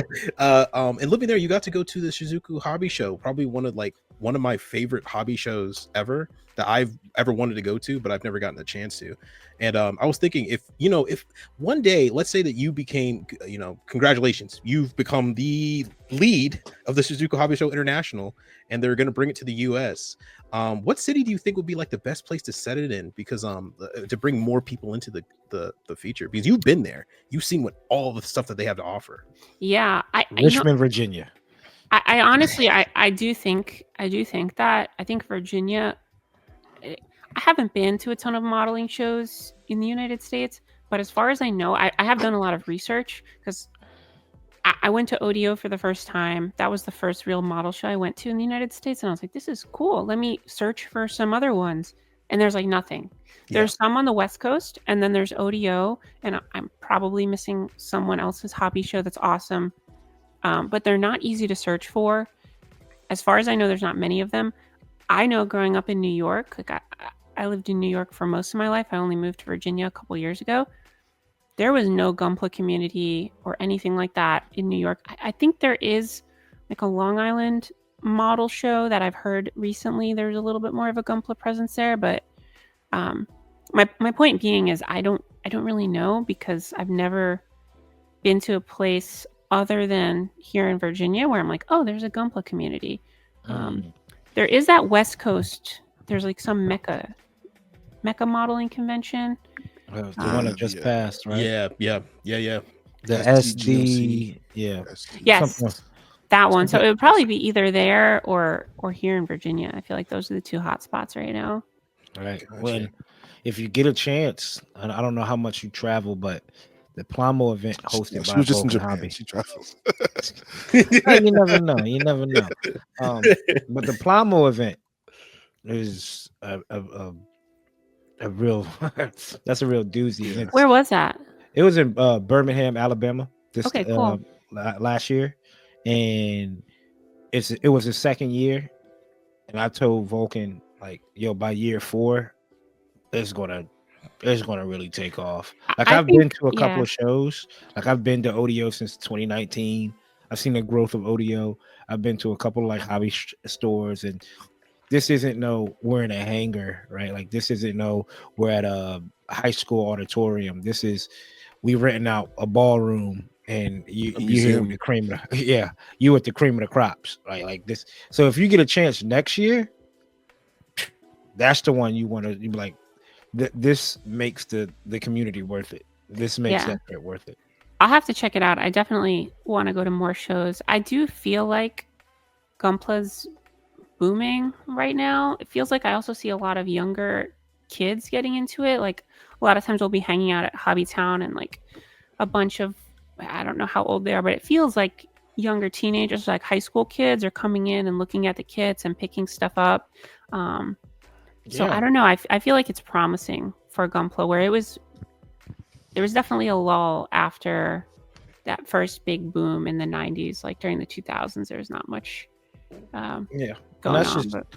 and that's a testament also too, because like I tell these fellas about the RVA crew up in Richmond at their hobby town. You go to one of their shows, there is a massive amount of junior kids in the junior category, like, and they're not good quality stuff. Like I think a junior, there was a kit this year that was a perfect grade Exia that was painted. I'm like, wow, this is in the juniors category. So it's definitely growing. It's definitely growing. Yeah, in for sure. the I community. feel like Virginia is like a big community of GUNPLA builders. I feel like I probably like 100. I follow 100 people that all live in Virginia. I'm like, damn. Every GUNPLA builder I know lives in Virginia. It seems like that 64 corridor, man. You go up 64, 95, and you just make that big C, and that's pretty much it. You start up in Frederick, Northern Virginia with Pencil Knight and One Punch Sam, and you start making your way to Middle Virginia with RVA with Pixxiellie and Nick Models and that whole RVA crew, and then you work your way down to Yorktown, little old Austin and and then the Virginia Beach. So again, shout out to Hobbytown for what Mike does for Hobbytown up and down the coast of Virginia. Sheds a lot of light onto in the GUNPLA community, which I don't think he might know it, but it's definitely bigger than probably what he believes it is. So yeah, it's really super cool what they do. Just having a space where people can come and hang out and build GUNPLA, and there's no like prerequisite that it has to be a kit that you bought there, or it has to be a kit that you bought this specific day. They're just like, you can come, you can hang out, you can build GUNPLA. There's no like monetary requirement. Obviously, everyone that's there loves to support the shop, and we frequently buy like water slides and glue and all different stuff. But it's just cool because you don't see that, especially with a store that size, right? Like Michael's or Hobby Lobby is not letting a bunch of kids like hang out for free in the back of their store on the weekends. You know what I mean? So it's true too. It's really cool. I can pay testament to that. I used to work at Michael's at one time, and we were like, hey, "Kid, there's a kid here. Somebody's parent. Nobody, get him out. Get the shovel." They're chewing on a Sharpie right before they write on the wall. Right? You're like, "Oh God." But yeah, they're really cool. Yeah, Mike. Again, shout out to Mike at Hobbytown. I know that you said, obviously earlier you lived in Japan for 6 months. Can you talk about the modeling, Japan versus US? What's holding the US back or the Western side back compared to what you might have seen? And just to kind of juxtapose both communities, right? Like the Eastern and Western communities. Yeah, I think the only thing really, I don't think anything is holding the West back. Maybe a little bit lack of knowledge, lack of information. And I think that just goes to the fact that in Japan, we've had these hobby publications for decades and decades and decades that, share all of this information, how to airbrush, how to do your shading, best ways to clean your brush, different techniques for scratch building. We don't really have that.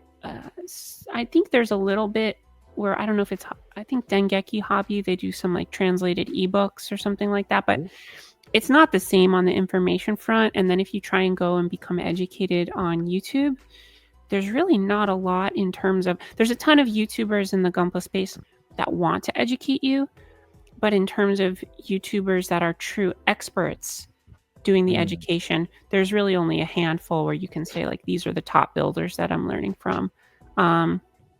Versus Japanese YouTube, there's like a ton of really skilled builders doing in-depth tutorials and all that. So I think there's the information piece, but then other than that, I think it's just like there's less people into it. And, with anything, if there's less people doing it, there's going to be less people at a really, really high level. So it might seem like we're behind, but I think if you took like a sample of like 100 random people from Japan and 100 people from the West, I think in terms of skill, we're probably on par. But I think most of the skill in the West is like other hobbies, like people that do like comic book figures and people who do D&D stuff and Warhammer. Not to say GUNPLA people aren't skilled, because they are, and there's a ton of amazing, talented builders. But I think there's more like high level people in other areas of hobby painting, airbrushing in the West. But yeah. Yeah, I actually think you hit the nail on the head, because we were talking earlier that when we brought up a question similar to that, I think we all kind of coalesced on the idea that it's time. In Japan, they've had more time for more people to develop skills and pass it down, and the US, we're kind of really just getting started. I mean, the only previous generation we have are the Gundam Wing commercials, level 3, 10 minutes or something like that, right? Those old ones, and you're just like, yeesh. Okay, so yeah, I think we can get there. It's just probably time before we get the notoriety that in Japan it's at the level of that. Yeah, and then it's just because you go look at it, right? Like you look at GBWC's website and you look at the juniors that have entered in from Malaysia, and you're like, this is somebody under 16. Like, come on, like check his birth certificate, make sure he's under 16. And I'm doing this, and it makes you like want to just turn around. But then, like you said, Austin, time. I mean, here in the States, I don't know what kids are doing now, but like growing up, I wonder what the difference is when it comes to like, oh, the kids in the States in the 90s, Nerf gun, go outside, handball, baseball, go play football. And the kids that were in the 90s in Japan were, let me get this model kit from Gundam Wing and build. Let me get this magazine and read. And now we're looking at the difference. So to bounce off that question, Japan versus US when it comes to modeling, if Japan is level 10, like that's out of 1 through 10, how far behind do you think we are? We at like an 8 and like we're catching up? We're at a 5 and we're catching up? Or they're just it's always going to be this gap, and there's just no way we're going to be able to walk the West or walk down? It's because we're not going to walk them down. I mean, we're not going to walk them down. It's just they start off too young over there. Yeah, I mean, it's really hard to say like that. Like I said, I truly believe the people who are 10 out of 10 builders, they're professional builders in the West, are just as good as their equivalents in Japan or Korea or any other of the Asian countries. There's just less of us. And also the one thing that's worth mentioning is it's time, but also there's no industry for it here, especially because practical special effects has gone away. So I think in Japan that also used to be a portion of it, and in the West there were the people, they would do props for movies like Star Wars and things like that, which were all scratch built model kits. But now that we CG everything, there's few and far between of those people. I think I was watching on I forget his name, but I think Adam Savage. Yeah, on his channel they had a few people, like some of the last model builders in like Western TV and cinema that are still working, and they're people in their like 60s. Yeah. So there's no young industry of people doing that. But in Japan, they still have these hobby magazines, and there's still like young people that you can work as a professional modeler, and that's your job. Is like you build models for a magazine, then they shoot the photographs, you write about them. We just don't have that industry. So it's hard. It's kind of it's generational too. Yeah, it's either like you can pass them down. Yeah, it is generational. But now you can be a YouTuber and be a modeler. So now there kind of is a career path in the West to be a pro modeler. So I think it'll be interesting. Yeah, definitely. That makes a ton of sense too when you said that, because I realized like Godzilla would employ literally a team, a couple teams to build cities, like dioramas of cities, background dioramas, stuff like that. And then in the US, once we switched over to CG, I mean, the only model makers now are people who do like small little specials. Like I think Over the Garden Wall just did a stop motion special that was made completely out of model making. Yeah. Adam Savage is his crew. And then architects, some architects still build in 3D dioramas, but I mean, that is clearly it. So yeah, no, that really good point. CD, what about you? Yeah. Just on that, your time in Japan, what were some of the difficulties that you faced while living there? And I'm sure the language, did you have any hard times getting around? I know you were in school there too, so how was the school difference between here and Western school versus in Japan? Yeah, the school system was brutal. So I was going to a language school that's totally elective. It was not like a university or anything. It's just you go to this language school, and it was for a certification. That's a national certification that does have significance, but it wasn't like I'm enrolled in some sort of, university or anything like that. But they were still so hardcore, where versus I've taken Japanese language classes in person in New York City where it's an elective and they're totally mellow about it. They're like, yeah, we're all here to have, fun. You guys love learning Japanese and it's your hobby or your passion. And so like, let's all have fun and learn Japanese. And in Japan, they're like hardcore, so hardcore. It was awkward, sometimes being the same age as the teacher, but they treat everybody the same. And the way they treat you is like you are 14 years old. Like get in a single file line. It was really, really hardcore at times. But I learned a lot. I learned way more than I would have if I was doing it at a more casual pace. So that was the pro. But the con was I didn't have any time to really do modeling that I thought I was going to do when I was there.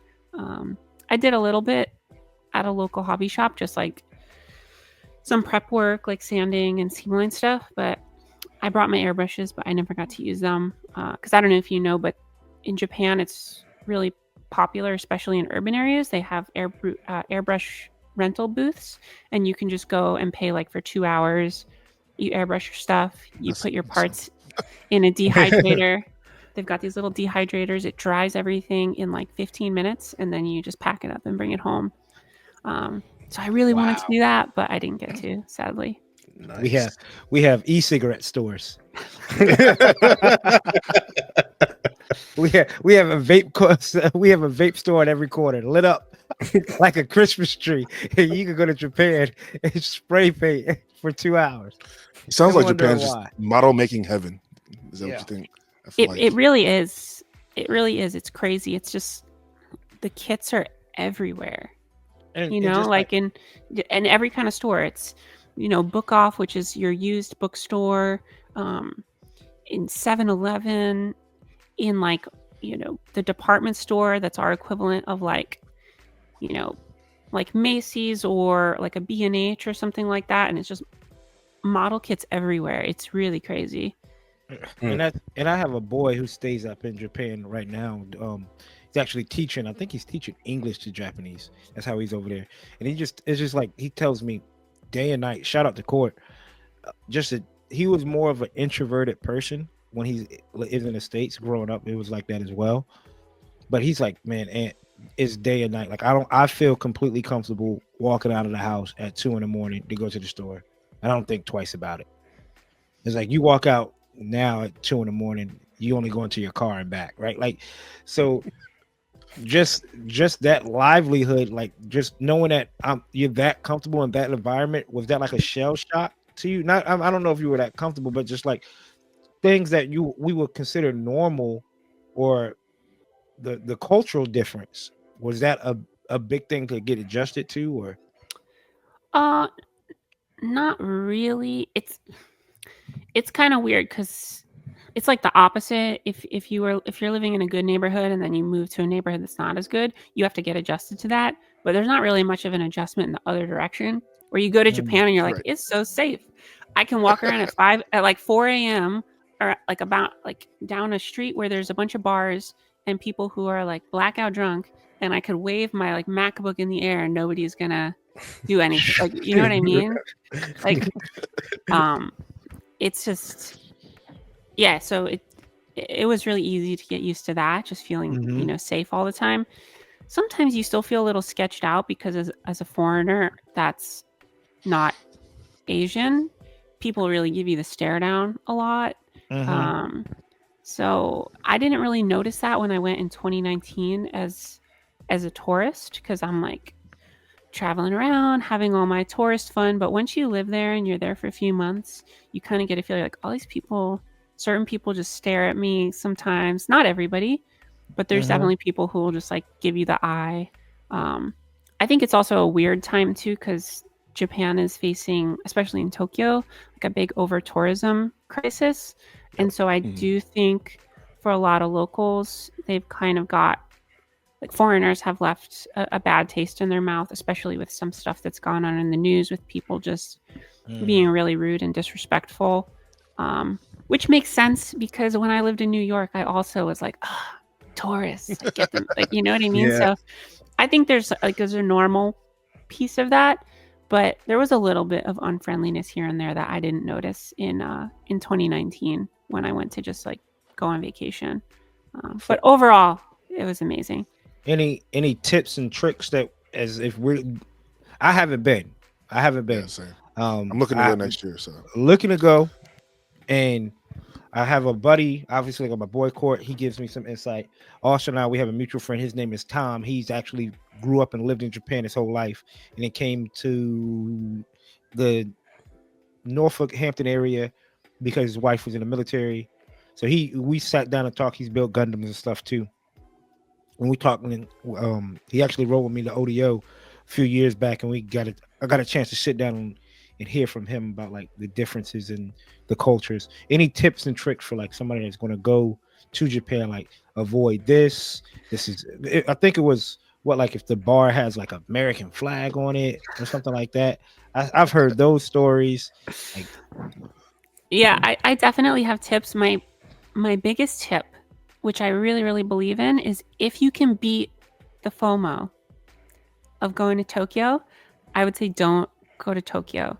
Go to the West Coast, go to like Osaka or something like that, or maybe go to like some smaller cities. And I think you're going to have a much nicer time with people that are a lot more excited for you to be there as a foreigner, as a tourist. I think like Tokyo, especially right now, there's just like way too many people. Like for the infrastructure, for everything, it's just really crazy. God, I went to Shibuya in 2019 and I went, shopping around. I'm like, this is really crowded. It's, obviously that's where the Shibuya crossing is. It's the busiest, foot traffic intersection in the world. And it was crazy. But when I went this time, it was like going to a music festival where you're like literally everybody is just sardined. It was no longer something that for me I could tolerate as like I'm just never going to this area again because I can't do anything. Like I can't walk or like it became so unenjoyable. Shibuya is not always like that, but a lot of times nowadays it is. Of course, you can go to Japan and go to Tokyo. Like I lived in Ikebukuro, which is a much less touristy neighborhood that still has a lot of like otaku stuff, like a lot of manga shops and gunpla shops and retro gaming shops. So you can go kind of off the beaten path a little bit in Tokyo and have a great time. But if you go to like the West Coast, countryside.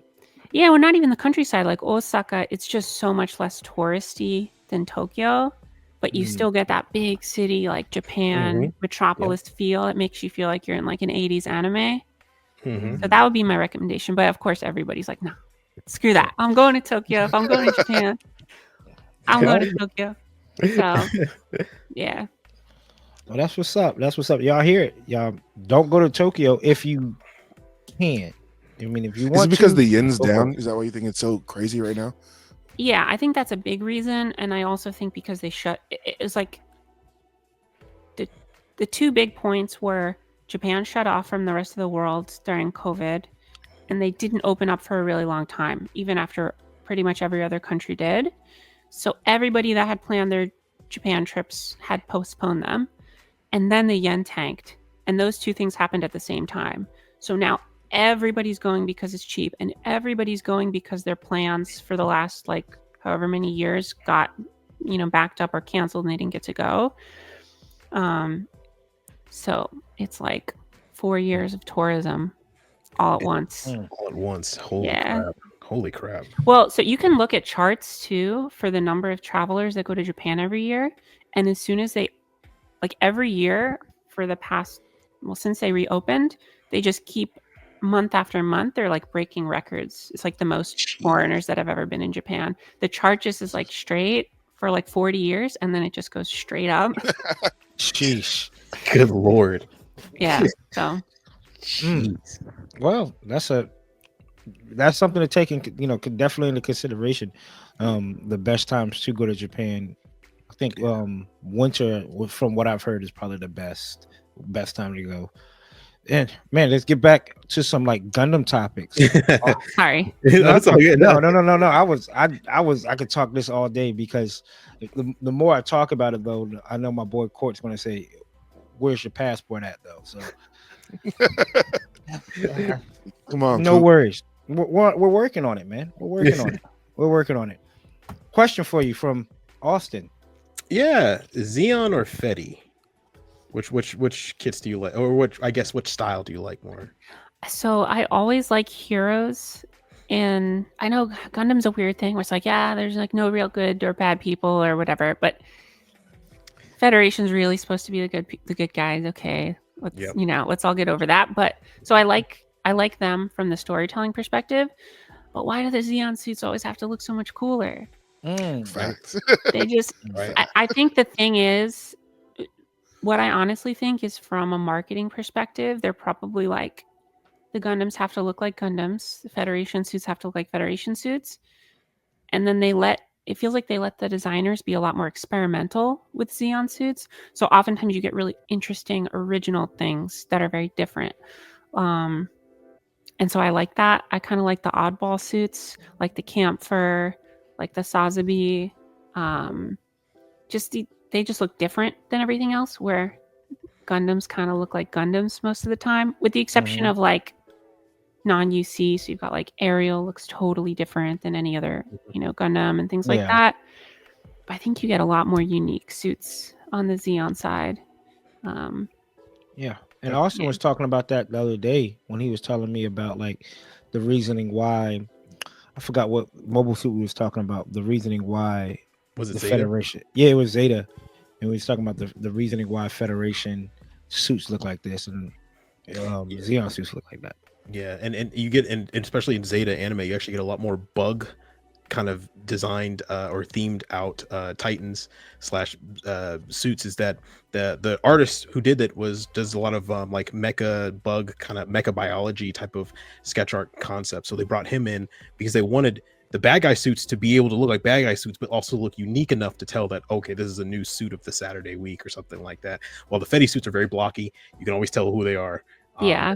When you get the AU suits, they actually keep that blocky aesthetic. And yeah, it's all a very, very smartly laid out how we design these things to make you feel a certain way. The thing is all the bad guy suits, we want you to be like, that's the bad guy. You're also like, dang, I really want that suit. Like, I like the Gundams because the V-fins are cool, but I don't know, that camper was pretty dope awesome.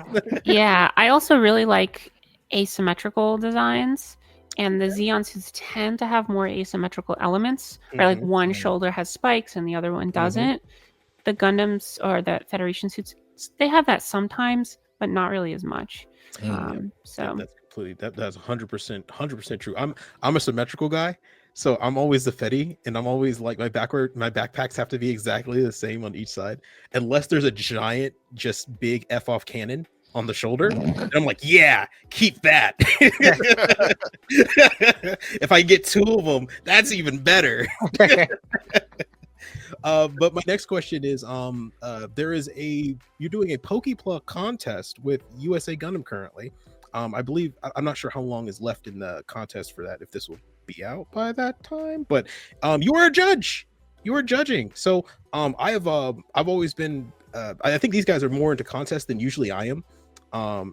So I would like to know, for you, when you're looking at a kit, to say like which one is, if I'm focusing more on the craftsmanship here, that's good, or maybe the variety of paint that was used or something like that. What is it that you look into a kit whenever you're judging it? So it really depends, and I have judged hobby shows before in person. I've never done an online one before where I was a judge, but I can say from judging those hobby shows, generally there's a criteria that the show itself asks the judges to follow, and so generally I'll try to follow that criteria. And it might be like, we're looking for storytelling, we're looking for technique, or whatever, and we're going to weigh them in this way. So generally, I'll try to follow the guidelines presented by the contest itself. But for just my personal take when I'm judging kits, I definitely weigh artistic statement above technique. But I feel that way with all art. Like, a good song to me is a good song. I don't care how technically amazing the singer might be, right? If the vibe is there, that's what matters to me. So I feel the same way about model kits, right? So if the diorama has a great vibe and the posing is really good,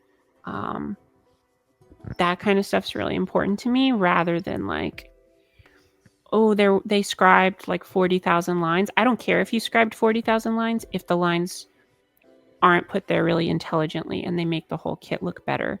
I think sometimes, I don't want to come across as adding too negative, but I think sometimes in GUNPLA specifically, people try to be technical and put like a lot of doodads on their kits and stuff just for the sake of adding stuff to their kit. Yep. But not really because there's like a vision behind it. And to me, that's it's just not as enjoyable to me. Some people enjoy that, and if you enjoy that, that's cool. But for me, and that's why I like vintage kits, because I like showing people, hey, you can do a kit that doesn't have a lot of panel lines, but if you present it in a really interesting way, it can still look great. So I'm a big believer in that. I think more people need to hear that too, just because a lot of time people get caught up. I got to put 50 scribe lines on this kid. I need to, I'll add this extra part separation, but sometimes it doesn't add to the kit. It might even take away from the general piece. So that's a important tip, I think, to give people. Yeah, or like even, sorry to cut you off, but a lot of times too, modifying proportions is something where I like to emphasize that on as well. Like, you can modify proportions and it can definitely make the kit look cool, but 95% of the time with these super subtle, people are like, I made the ankles 1% higher, and like nobody can see and nobody cares. I'm sorry if that sounds blunt, but like, if you do a huge modification where you're like really doubling the length of the legs and people can really see it, do it. Like, that's an artistic statement at this point. But these subtle little tiny variations, Coop, because you do photography, it's like you're bumping the contrast up like 1 point and then down 2 points and then up 1 point and it's like no one cares except for you with those little. See, I have that mindset too until I sit down with these guys and they'll say, oh, like the unicorn, the MGEX is the best one that looks proportionate. The legs don't look scrawny, the legs fit. The new Gundam is just the arms just a little too long for me. You increase the thighs by 2 millimeters and you have the 2 claw plates there, you cut it there, you shove it there, but you have to do it with every kit because then you get the right proportion. And Coop's like, it doesn't look cool though. I mean, it looks okay. It looks all right. And I think that's something that's really important to consider though. Like, with all art, ultimately, you have to face people who are not that like 1% of experts, and ultimately, they're just going to be looking at like whether or not it's cool. Yeah. Yep. That's true. 100%. That's something to think about. That said, if you get a lot of joy and excitement out of adding 2 millimeters to the thigh, like, have fun. Like, I'm not saying don't have fun. I'm just saying you go off. Just also know you're now going to sink in like 8 hours into this proportion mod that no one's going to really notice, or a very, very small portion of people who view your kit at like a model show or in a contest are going to notice. So it's like a time factor as well. Yeah, I 100% agree with you. I mean, we've had conversations with people after contests who come up and be like, yeah, man, they didn't even grade me on this thing that I did. And I mean, ultimately, when you think about it, like, they probably didn't see it. It was an ankle mod, man. They were not into ankles. They were into, like, the shield was backwards. I don't know, but yeah, no. So next question. This is kind of an out of the ball one. Favorite old school YouTuber.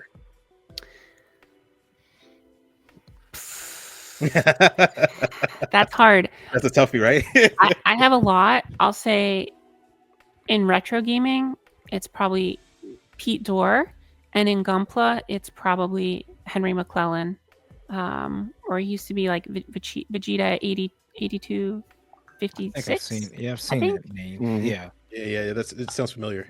Yeah, he is fantastic. One of the probably the first English, in my opinion, English speaking Gunpla YouTuber that was doing like really, really, really high level building. He did some amazing stuff if you're interested. Like he completely scratch built some, I think like the Pisces from Gundam Wing, like completely scratch built it out of like epoxy putty, and it looked really, really good. So Nice. I learned a lot from him in terms of like he'll also, talk about like resin kits, soft vinyl kits. He would do really nice paint jobs of like old school, like the 1/100 high grade wing kits. So kind of dabbling in that vintage area.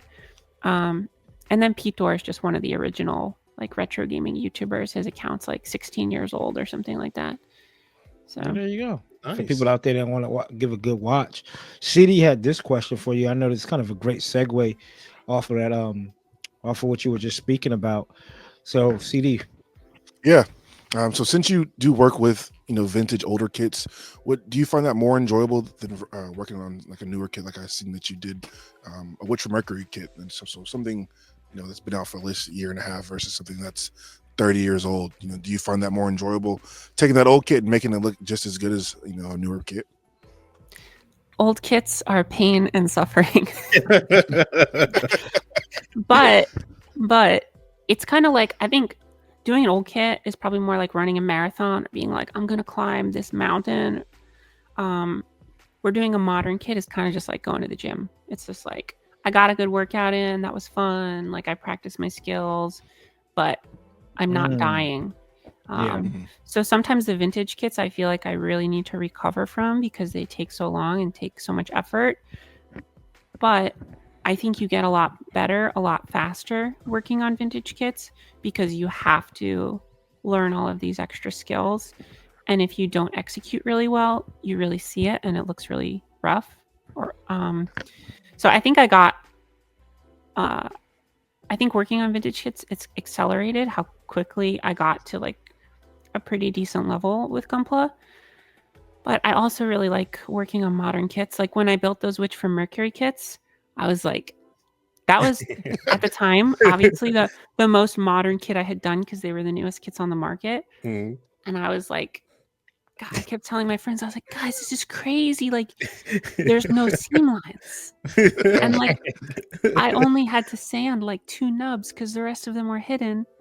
And I was able to snap the whole thing and build it in 3 days. Like this, and paint it. I think from snapping it to painting it took me like 5 days, which for me Love is it. like, I worked on my last stupid GBWC kit for like 11 months. Jesus Christ. that means get in the shop now, people. Yeah. So if you think you're gonna go to, I mean, you might be able to go to your Hobby Town and pull out that kit that you've been working on 2 to 3 weeks. But there's some people out here working on their stuff. Not at the RVA shop. Don't come up there. Don't come up to Richmond Hobby Town thinking your 2-week kit is going to withstand what's on that table. 11 months. Yeah, but that's also because like the first 6 months of the year I couldn't really do much building, so it was slow. I didn't have a lot of time. I've also now, I've got a crazy day job where I have to work a lot of overtime, so I'd definitely be able to do vintage kits faster if I was in college or something like that. There are a lot of people that do vintage kits quickly. Also, it's worth saying, once you've done a couple vintage kits and you really learn how to do them, like I'm still learning. I learned a lot on the last one I did, the Rick Dom. It's faster the next time you do it. So I think if I were to build that same kit again, I'd be able to do it in half the time. But it's still nowhere near as stress-free and easy breezy as like these new kits. That's a great point. And I would say that you make actually a fantastic point when you said all the techniques you have to learn, because I think with the vintage kits, what they demand is knowledge of a lot of techniques and mastery of them to make them look good. They are the model kits that do not hold your hand. Yeah. The newer model kits take into account that some people may not even have a carving knife. Yeah. So that is a very big Nippers. jump. Entry Or gloves. nippers. Yeah, you're right. Some of the new kits take into account that you may not even have nippers. That's crazy. But yeah, no, that's a really good point. Yeah. And it's a, Do you have a Grail vintage kit that you don't have yet? That I don't have yet. There's only one. And for a long time, it was the HGEX 160 scale God Gundam, because it's like the closest thing we're ever going to get probably to a perfect grade. I mean, I think if Bandai made a perfect grade God Gundam, I'm very confident it would sell because people freaking love that series and that suit. But that was it for a long time. So now the only one in that line of like 90s 160 scales is the F91. There's a 160 scale F91 that I really want to get. I think it's such a cool design that a lot of people sleep on. But yeah, I would love to paint that at some point too. I think I have a book on that, actually. Matter of fact, I think I have a hobby mechanics book that goes over that suit. He goes over all the F91s ever built, and they talk about that particular one. That one's a mission. Yeah, that one's a mission. So it's a really interesting kit for those who might not know. It's one of those weird Bandai experimental kits, and so a portion of it comes pre-assembled from the factory, but it is actually just a regular Gunpla kit. It's just for some reason in the factory they pre-assemble it. So even as you're going through it, you'll see like nub marks and stuff where the people in the factory just kind of just are slapping it together. Yeah, but you can disassemble it, and there's a few guides by Japanese YouTubers and blogs and stuff where they talk about like you can separate it, disassemble it, and do a full paint job on it. So that's what I would like to do at some point. It also has really sick box art, which a lot of vintage kits do, but it has a really cool painting, like an oil painting of the F91 on the front. Oil paintings. I miss the oil paintings. They look really good. Yeah. Now, earlier, when it was a great segue, right? Which that conversation we just talked about, like Austin said, mastering so many techniques to do a vintage kit, because you might get a kit that's all gray, all green, which you talk about now. I remember one time I was kind of new in the hobby, went to Hobby Town. I was like, yo, I just watched 8th MS Team, Amazon, $30, Goof Custom Master Grade. I thought it was a steal. Ordered it right there. Not Austin, Buddy Marvin, shout out to him. He was like, yeah, I think that Enya should be good. I can't get like 3 screws. I opened my Amazon app, click cancel order, and I'm saying I'm not dealing anything with screws. And I'm not. So, can I say something? What is the whole deal with Gunpla builders? I'm not trying to pick on you. But Gunpla builders have this like aversion to screws, and it's like, haven't you ever built IKEA furniture? Like, it's not that crazy. I'm not the one that builds it in the house. I can promise you that. Anything with no. We go to IKEA, my girl brings it back, she'll open it, and she'll build it. I'm just not. Fair enough, right? Fair. But yeah, no, but there you guys know what I'm talking about, right? Yeah, like in the Gunpla community, people like screws, like it's done for, like it has screws. I'm like, it's got like 2 screws. Like, don't you have like a little Phillips head? Like, or I'm cool with screws because all the kits I want to build have to have them apparently. I think what it is with screws, I think what people get worried about is how old is that kit at this point, right? Because there's probably hundreds of thousands of kits that have came out that has no screws since. So that's when people start like, oh, okay. Yeah, that makes sense. So I always knew, like, I'll get the Goof Custom now. Like, I have a few perfect grades that require screws that I'm not like, screws. Like, action bases have screws in them now. So, but what I wanted to ask was, what's a technique in 2025 you want to improve on? For me, it would definitely be scribing. Scribing and scratch building, I think, are the 2 big ones. The way I go about it is I find workarounds so that I can scratch build in a way that looks visually appealing, but I can kind of get around my lack of skill in those areas. So like, instead of scribing, for example, oftentimes I'll take, you can buy that like Plastruct, those really, really thin, tiny rods in either like rectangle, flat strips or circles. and I'll just cut those and I'll glue it on the kit in a way where it gives the effect of a panel line, but it's coming out rather than going in, because scribing is hard for me.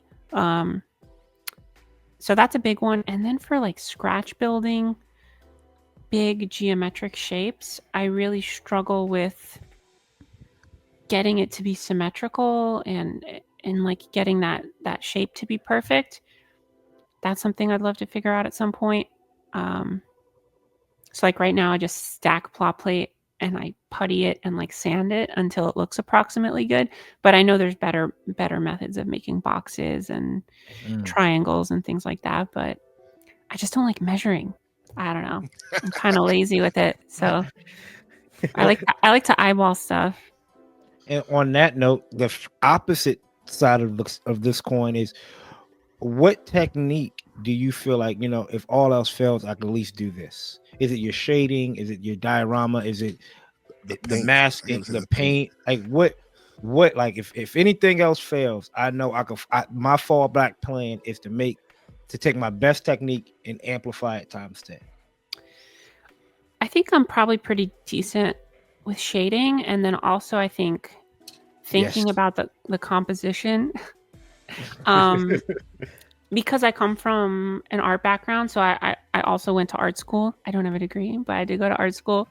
And so I think a lot of people, when they're building a diorama, they kind of just build it, and they're, it's kind of like Legos, and they're like, I've got this box of stuff and I'm putting stuff around. But for me, I'll start with a bunch of inspiration. I'll do sketches, even if it's like a stick figure style drawing, just to figure out where everything should be in the field of vision so that it feels good and it feels like there's a harmony there.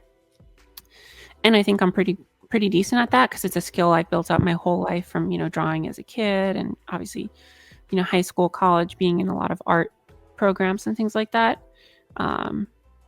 But I would recommend more people do that. Even if you can only draw stick figures and you're working on a diorama build, sketch it out and think about it. It's going to help you a lot. Yeah. Absolutely. I misspoke when I first got on. I said I had an art degree. I do not have an art degree either. Oh, okay. I went to ateliers and stuff like that and paid a ludicrous crowd of money for some guy to yell at me. So, but definitely 100%. Sketch out those little sketch boxes. You can just get there and like have an actual idea in your head. You can physically put it down on paper and look at it. Oh man, it's just speeds up the process instead of taking a billion hours to try and make something look like it's supposed to look in your head. Yeah, for sure. I mean, that's what I do when it comes to my dios. I run them through these guys first. Like if it's the inspiration comes from whatever, I'll write it down in my notes of this is the dios I want to do, and I'll spitball it to these guys here, and he get their input, and then after that it's draw it out. If it's getting on the iPad and drawing it out, I like doing it on the iPad because then I could 3D and I go kind of like move it and like, okay, this here, this there. So definitely it's a good point. And I think just use whatever skills you have. So like if you really don't want to sketch or something like that, for planning colors, I'm sure a lot of other people do this too. I'll just take like the Bandai photos or photos of, I don't know, like a snap build of the kit, and I'll just drop it into Photoshop and I'll play with the hue saturation and kind of see, what would this kit look like if it was monochrome blue? What would this kit look like if it was red? And that's a really great way too to plan your colors. If, like you said, like if you don't feel comfortable drawing, but maybe you're comfortable in Photoshop or something like that. I learned that a lot from like Nick Models, and he does a lot of like the black and white photos and coloring. And CD does as well. Like he'll take a photo and just throw some colors up there and be like, this is what I want to do. Yeah, it really helps for color planning. Yeah, I think I was watching just the video of how you made your Dom, like how you were on Pinterest and just taking a whole bunch of inspirational photos and saving them there. I think that's another thing people should do more of. Just I get on Pinterest all the time. I'm like Zaku custom. And I just have a whole section of different custom Zakus, and I just kind of pull from each one. And your Dom, that it looked amazing at the end, just because I could tell you kind of went through that whole process. Yeah, and I think it depends too, because I'm totally comfortable with saying like I just steal ideas from old issues of Hobby Japan. Like that's my whole thing, and I do it because it's fun, and I'm okay with stealing That's other what I'm people's planning on ideas. doing. I'm not precious about it, but I do think a lot of people, especially who are, this is maybe one of their only creative hobbies or outlets. Maybe they don't come from an art background, they never drew or did anything like that. I think people sometimes get more uptight about not wanting to copy other people. Like they feel like they'll get yelled at or criticized, or people aren't going to, respect them or something like that. Throw that out the window. Like just find something you think is cool and try and copy it. Yep. That's totally fine. Like, because nothing in the world right now is original. It's hard Exactly. to find something original. I tell Exactly. you that. I mean, you try to tell yourself, I want to paint this kit original or do a diorama. Like you think of 8th MS team, you already know that diorama is going to have some type of like shooting, a beach scene. It's been done. Believe me, it's been done. Or even color schemes. Like when you say Pinterest, if you go on Pinterest, type in color schemes, just take one of those. Yeah. It's not like someone before that person who put it on Pinterest was the first person who ever did it. He got it from somebody. So Yeah. Absolutely. Because that's Austin and I was talking about that last night. I have about 6-7 pictures downloaded from Pinterest last night saying, this is what I'm going to do on my gun. Verbatim. That red, need it. Yeah. How do you think he did that? Besides asking them, let me see. Hey, CD, how do you think they did that? Because I want to do the same shit. So for sure. Another question for you. And again, we have Pixxiellie here. Follow our YouTube. Follow on all social media platforms. It's been answering all our questions. We appreciate it. Got some more for you. When it comes to painting, scribing, all the techniques like you just laid out there, everything that you do, what one tool you can't live without? Like obviously you need the basics, you need the bare bones, a nipper and a sanding stick, right? So outside of that, but what's something you say, you know what, I'll be fine without? I mean, I need this in every build. For me, probably actually sanding sponges. So not the soft sanding sponges, but hardback sanding sponges. There's a brand called Infini Models that makes them, and it's the only thing I use. I seldom use actual sandpaper or files. Yeah, I'm gonna say those thick ones, right? Yeah. Yes, they're amazing. They're a little bit expensive. Live by them. Yes, but they are amazing. Yeah, that's like my number one tool. Besides, obviously, like nippers. The other one is the Amazing Cutter, which if you're gonna, I want to do a video just about it because it's crazy, but it's very expensive, but it was worth every penny. And if you want to scratch build stuff like diorama bases or things like that, and you don't want to cut every single piece out with your hobby knife, this thing cuts through plot plate like butter. Actually, it feels like cutting a piece of like computer paper with a pair of scissors is how smooth it cuts through that plot plate. And that's how I'm able to build those like complex bases and stuff really quickly because I'm just like I need that link. I definitely need that link. Because I'm trying to figure out, I'm like, so much foam that I've acquired in the last few months, and I'm like tiptoeing around building a diorama right now because I really don't feel like cutting anything right now. Like I don't feel like cutting up any plot plate, any foam, insulation. So for the foam, do you use a hot wire cutter or do you hot just wire cutter? Okay. Hot wire cutter. I need to get a hot wire cutter table because I watch a lot of Boil Time Hobby. Boil Time Hobby is really, really great at building dioramas. So it's a great channel. Great, fantastic channel. I watch religiously every day, at least 2 to 3 of his videos. Spoke to him, reached out to him, and talked to him about some techniques as well. So definitely have to get that tool that you use for your dioramas for sure. So again, going back to more on the Gundam animation side of it, what's your favorite show? What's your go-to? Is it Wing? My favorite Gundam is definitely Gundam. Gundam for sure. Okay. Because it's the only Gundam that I feel like a lot of Gundams can probably make you laugh, but none like Gundam is gonna make you laugh. Like it's so silly and fun, but it also has a lot of heart. And And I think because it doesn't take itself too seriously, it actually aged better than a lot of other Gundam series. But yeah, I like G Gundam, but I also love 0083 Mm. and Get that. 8th MS Team, of course. But yeah, Yep. G Gundam for sure. That tequila Gundam gets you every time. I was gonna say, I That's think the you're the number first one guest thing. to say that too. Yeah. To say G Gundam was your favorite. Unfortunately, it's an incredibly like also like the most racist Gundam series, but Fair enough. We'll call it. We'll call it what it's more stereotypical, right? Let's get more stereotype. there's a reason that we don't have a high grade tequila Gundam, right? So Pretty much. Right. Sorry, Yeah. I'm just getting in the head of a P Bandai release for what would they even say? What's your least favorite series? Gundam series. I don't know if I have a least favorite series. I think the ones that they don't just stick with me, I just tend to not watch them. Go ahead and say it. Gundam Seed. I will say Gundam Seed is my least favorite animation style, and I bring this up a lot with my friends, but it's the unfortunate, it was just in the wrong place at the wrong time, where it was that first generation of digital animation where they had not really yet figured out how to do digital animation, and it looks like sometimes it just looks like a high school student like coloring in something in Photoshop, like the way that it's colored. Thank you. So digital animation now has come a long way, and like Demon Slayer looks freaking amazing. True.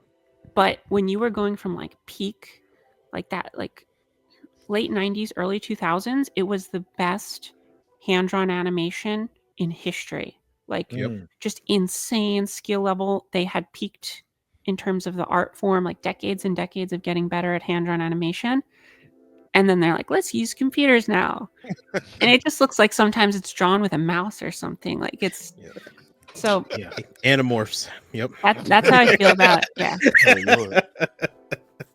I think the Gundam Seed, the animation itself, the style, I'm not a big fan of. I haven't watched enough of the show to say I don't do or don't like it, but the animation stinks.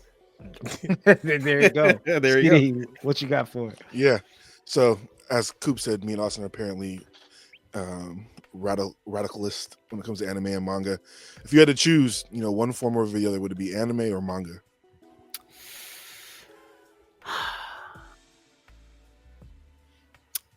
I think probably anime, because I'm a big music person, and I think there's something really powerful for me about, when you're in that fight scene or something and you hear that song that you freaking love comes on and you're like, shit's about to get real right now. Like, I don't know. Are any of you Bleach fans? No. Oh, Yeah. That guy up Okay, there. right there. So like in the new season of Bleach, 1,000-Year Blood War, when they brought back that like some of that original music, and you would hear it start coming up in the background, and you're like, oh, shit's about to get real right now. Like, Yeah. I'm really pumped. It's funny that you say that, because on the last episode I was talking about that, and I was like, when they say Bankai and Bleach, and you just like Shusui's last episode, when he had his Bankai for the first time, I was laying down and he said it, and I had to like sit up out of bed and like rewind it. And here we go. It's game time, folks. And I literally said that last episode. I said, when you hear that Bankai, I'm like, oh shit. Yeah, so I love Definitely music, like- so anime music especially. Like, there's so many great songs, like those My Hero theme songs and stuff like that. Yeah, so I love the music element, but manga's cool. So is it sub or dubbed? Then that's the next question. It depends on the series. So series that I grew up with, I have a soft spot for the dub, like Dragon Ball Z. If you caught it in dub, yeah. Yeah, but actually I will say, like, for Dragon Ball, if you've only ever watched the dub, if you go back and watch the sub, like Goku's voice actress is Top so good, and it's such a different, unique take on the character than what I thought I grew up with. Like, Goku is such a different character in Japanese. So I don't know, they both have their pros and cons. I mostly watch subs because it helps me with hearing and learning Japanese. I also find, like, in this distracted era of like wanting to check your phone and things like that, if you are watching a sub, you can't really look at your phone while you're watching it because you'll lose track of what's going on. So it helps me be in the moment and really sit down and like unplug from the world, and I'm just gonna watch this one thing, not be that's like good. watching and also checking like all my feeds and then also on my laptop here, like so. That's a good Yeah. way to look at it. Yeah. That's You really gotta lock great in. way to look. Yeah, lock in. That's what I need to go in with that approach, son, fellas. Just watch Yes. watch the sub with that approach. Now we'll see. Austin, you got anything? Yeah. Just if you can go back and live in in a certain decade, what decade would you want to live in? I don't know. I mean, there's part of me that really wants to go. Obviously, I love the internet. Like, I have a YouTube channel, and I think all of that's awesome.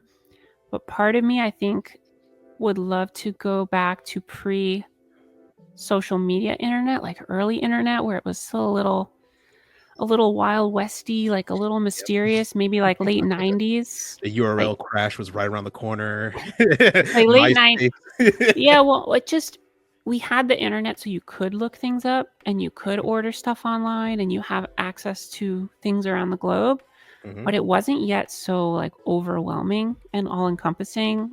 But I could also just be speaking because lately I'm just really burned out on social media. Like, I find myself compulsively doom scrolling and I'm like, I just wasted 45 minutes and I didn't get anything out of it. So sometimes that bums me out, but yeah, I don't know. Maybe late 90s. Late 90s. Okay. Yeah. Good decade. Hey, I'll tell you, you won't be doom scrolling when you're on the computer and somebody has to make a phone call and it's just me. Goodbye. Yeah, like, Robin, get off the phone. Don't have to worry about that doom scroll. This is my last question. And I appreciate the time you've given us. Again, that's Pixxiellie on YouTube, also on YouTube. I'm not about to say also on StreamYard. Also YouTube, TikTok, all of them. Pretty much all of them, right? Yeah, Instagram, Blue all Sky, of them. yeah. You have to give up one. And you probably know where this is headed, right? You have to give up one. Right? We're dealing with retro gaming and Gunpla. No more from this day moving forward. And you have to get rid of backlog. Which will it be? Oh Lord. Yeah, we're not. Yeah, you pick retro game. No more Gundams. We're taking all that off the shelf. So that's a hard question because they're so different. One of them is about creating, and one of them for me is about like consuming. Like video games, I just play other people's games. Like, I have dreams of one day making a video game, but that's like, I've got a lot more skills to learn in that realm. So I really value making stuff. So that makes me want to say Gunpla. But if you're saying like Gundam and Gunpla specifically and saying retro games, does that like keep me from also doing any other kind of plastic model kit? Because I'll gladly make like video game themed model kits. Like, it doesn't have, I could live without Gunpla. Oh, then yeah, let's make the question more difficult. We're not here for the safe. Yeah, all model kits. This is definitely your first time on this show. Yeah, you never give Cooper more ammo. Yeah, you never all model kits. Roger that. There. Yeah, we're taking away all you model had kits. it. You won the question. you had it out. Then I'd probably have to say model kits. Nah, you know what? I would say video games, and then I would just do sculpture and call it not model kits. There we go. Okay, there you go. I'll take it. Go. Hey, that's my loophole. Yeah, still got an out. Yes, entitled to one. I'll give you that one. Yep. So, yeah, I mean, because also with the retro gaming too, right? That's like you said earlier. You're not really I feel the same way. I'm not a big, true nostalgic person. I love nostalgia, but I'm not going to immerse myself in it. Sometimes depends on the mood, right? I might go back and watch Beast Wars, but you're not going to see me like 80s and 90s retro down all the time, right? So that aspect of giving up the retro game is also like saying I want to give up a piece of my childhood, right? Like I want to give up remembering going to a Blockbuster. And I mean, I don't retro game now, but I enjoy going to, like, we have a video game haven or There's a store called Old School, right? Like those places, fantastic. So, man, y'all have any more questions? I'm good. Yeah. I have just one Okay. more. With the year coming to an end, what are some of your goals for 2025 as far as the hobby, YouTube, and what do you have set forward for yourself in 2025? Yeah, definitely. I've got so many ideas. Like I said, I really want to work on that high grade, the 160 scale God Gundam. I would love to finish that next year. I'm also hoping to, fingers crossed, move and get a slightly bigger place. And I would love like a dedicated hobby setup that has good ergonomics and stuff. I'm kind of just at like a really small desk right now, and it definitely messes up my back and stuff a lot because I don't have a really good chair. I don't have really good lighting and all of that stuff. So I'd love to get a nice hobby room. I'm very jealous of people that have like a hobby room just for that.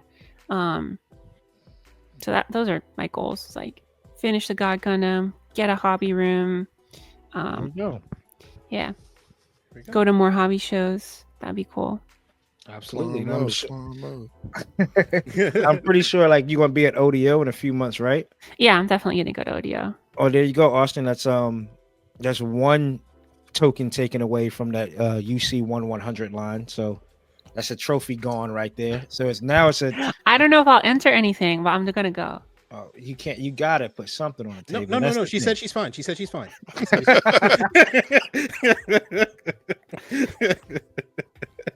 There you go. People, we appreciate it.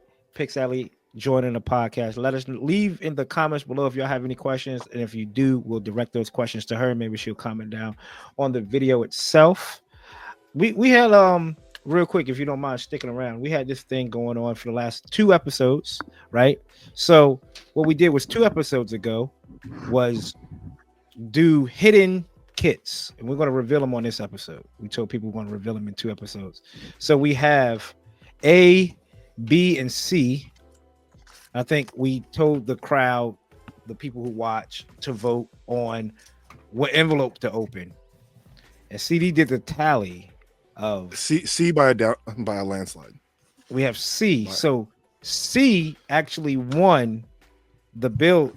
So this is the build I'm going to build, and it's sealed. I sealed it on 12/3. Right. So CD, you want to go first, brother?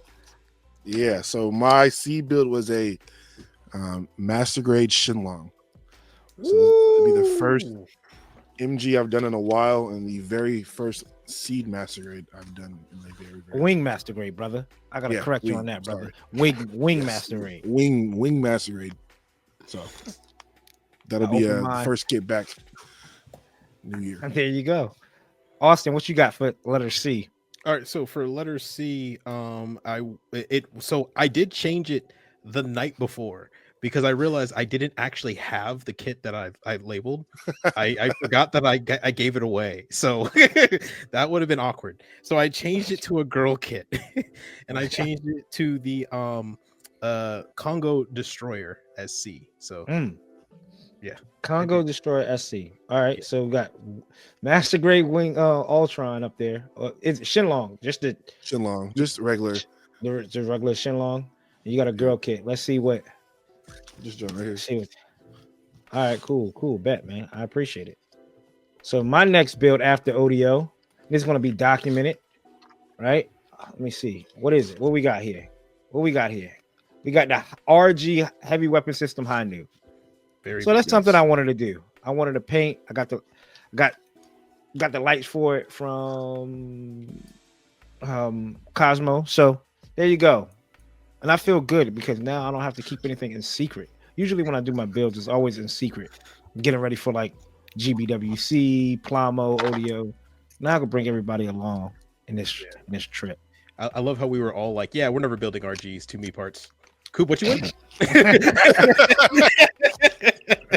That's how it works. So we appreciate again Pixxiellie coming on the podcast this week. Hopefully everybody enjoyed it as well. You have any shameless plugs out there? You want to give a shout out to anybody? No real plugs. No, just if you want to follow me on YouTube, YouTube. It's just Pixxiellie right on there. And I also have a Discord. So if you want to, go to the YouTube channel, if you want to hop in the Discord and come, chat about model kits, you can ask me questions about modeling in the Plamo channel there. And thanks for having me. This was super fun. Absolutely. We got to get you back. We'll try to get Austin out of the house and up to Richmond. And then one day maybe we'll just do like a collab video. Like I know Richmond has a dope amount of like their second and Charles beats my second and Charles. More obviously probably like little mom and pop hobby stores and stuff like that. So there's a bunch of great stuff. Yeah, try to get him out of the house and do like a toy hunt video for him. You have to take me out by my legs, bro. You're gonna have to carry me out, man. That sunlight hasn't seen me for a minute. Again, we want to give a shout out to who, Austin? VulcanHobby.com. That's Vulcan Hobby. You can use their code Undergate10 to save 10% on your next order. To get any of the kits that we've talked about, I believe Vulcan Hobby has at least some of them. Not too many retro kits, but they do have the modern day kits. But if you want to save 10%, once again, use our code Undergate10, and that's VulcanHobby.com. CD, I believe you use paint. What type of paint do you use? I use SMS paints. Use code Chloe's Dad to get 10% off directly with SMS. They will ship it to you from Australia. They are lacquer-based, airbrush-ready paints. You pour, spray, go. Use code Chloe's Dad.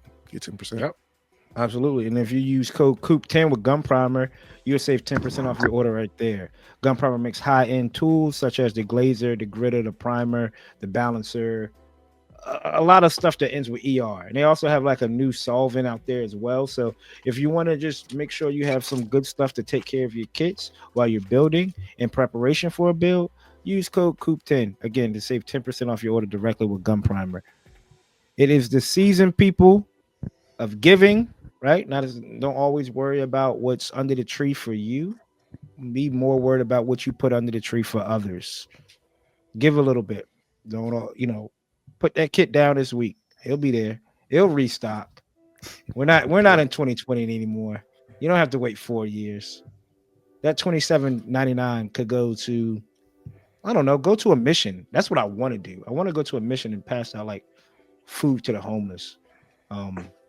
Help out that way. But show love, show care, show support. That's 168 hours down, another 168 hours to go. I'm Coop. Up there's Pixxiellie. Over here is CD. That's Austin. We're the Undergated, never underrated. Until next time, people. Peace.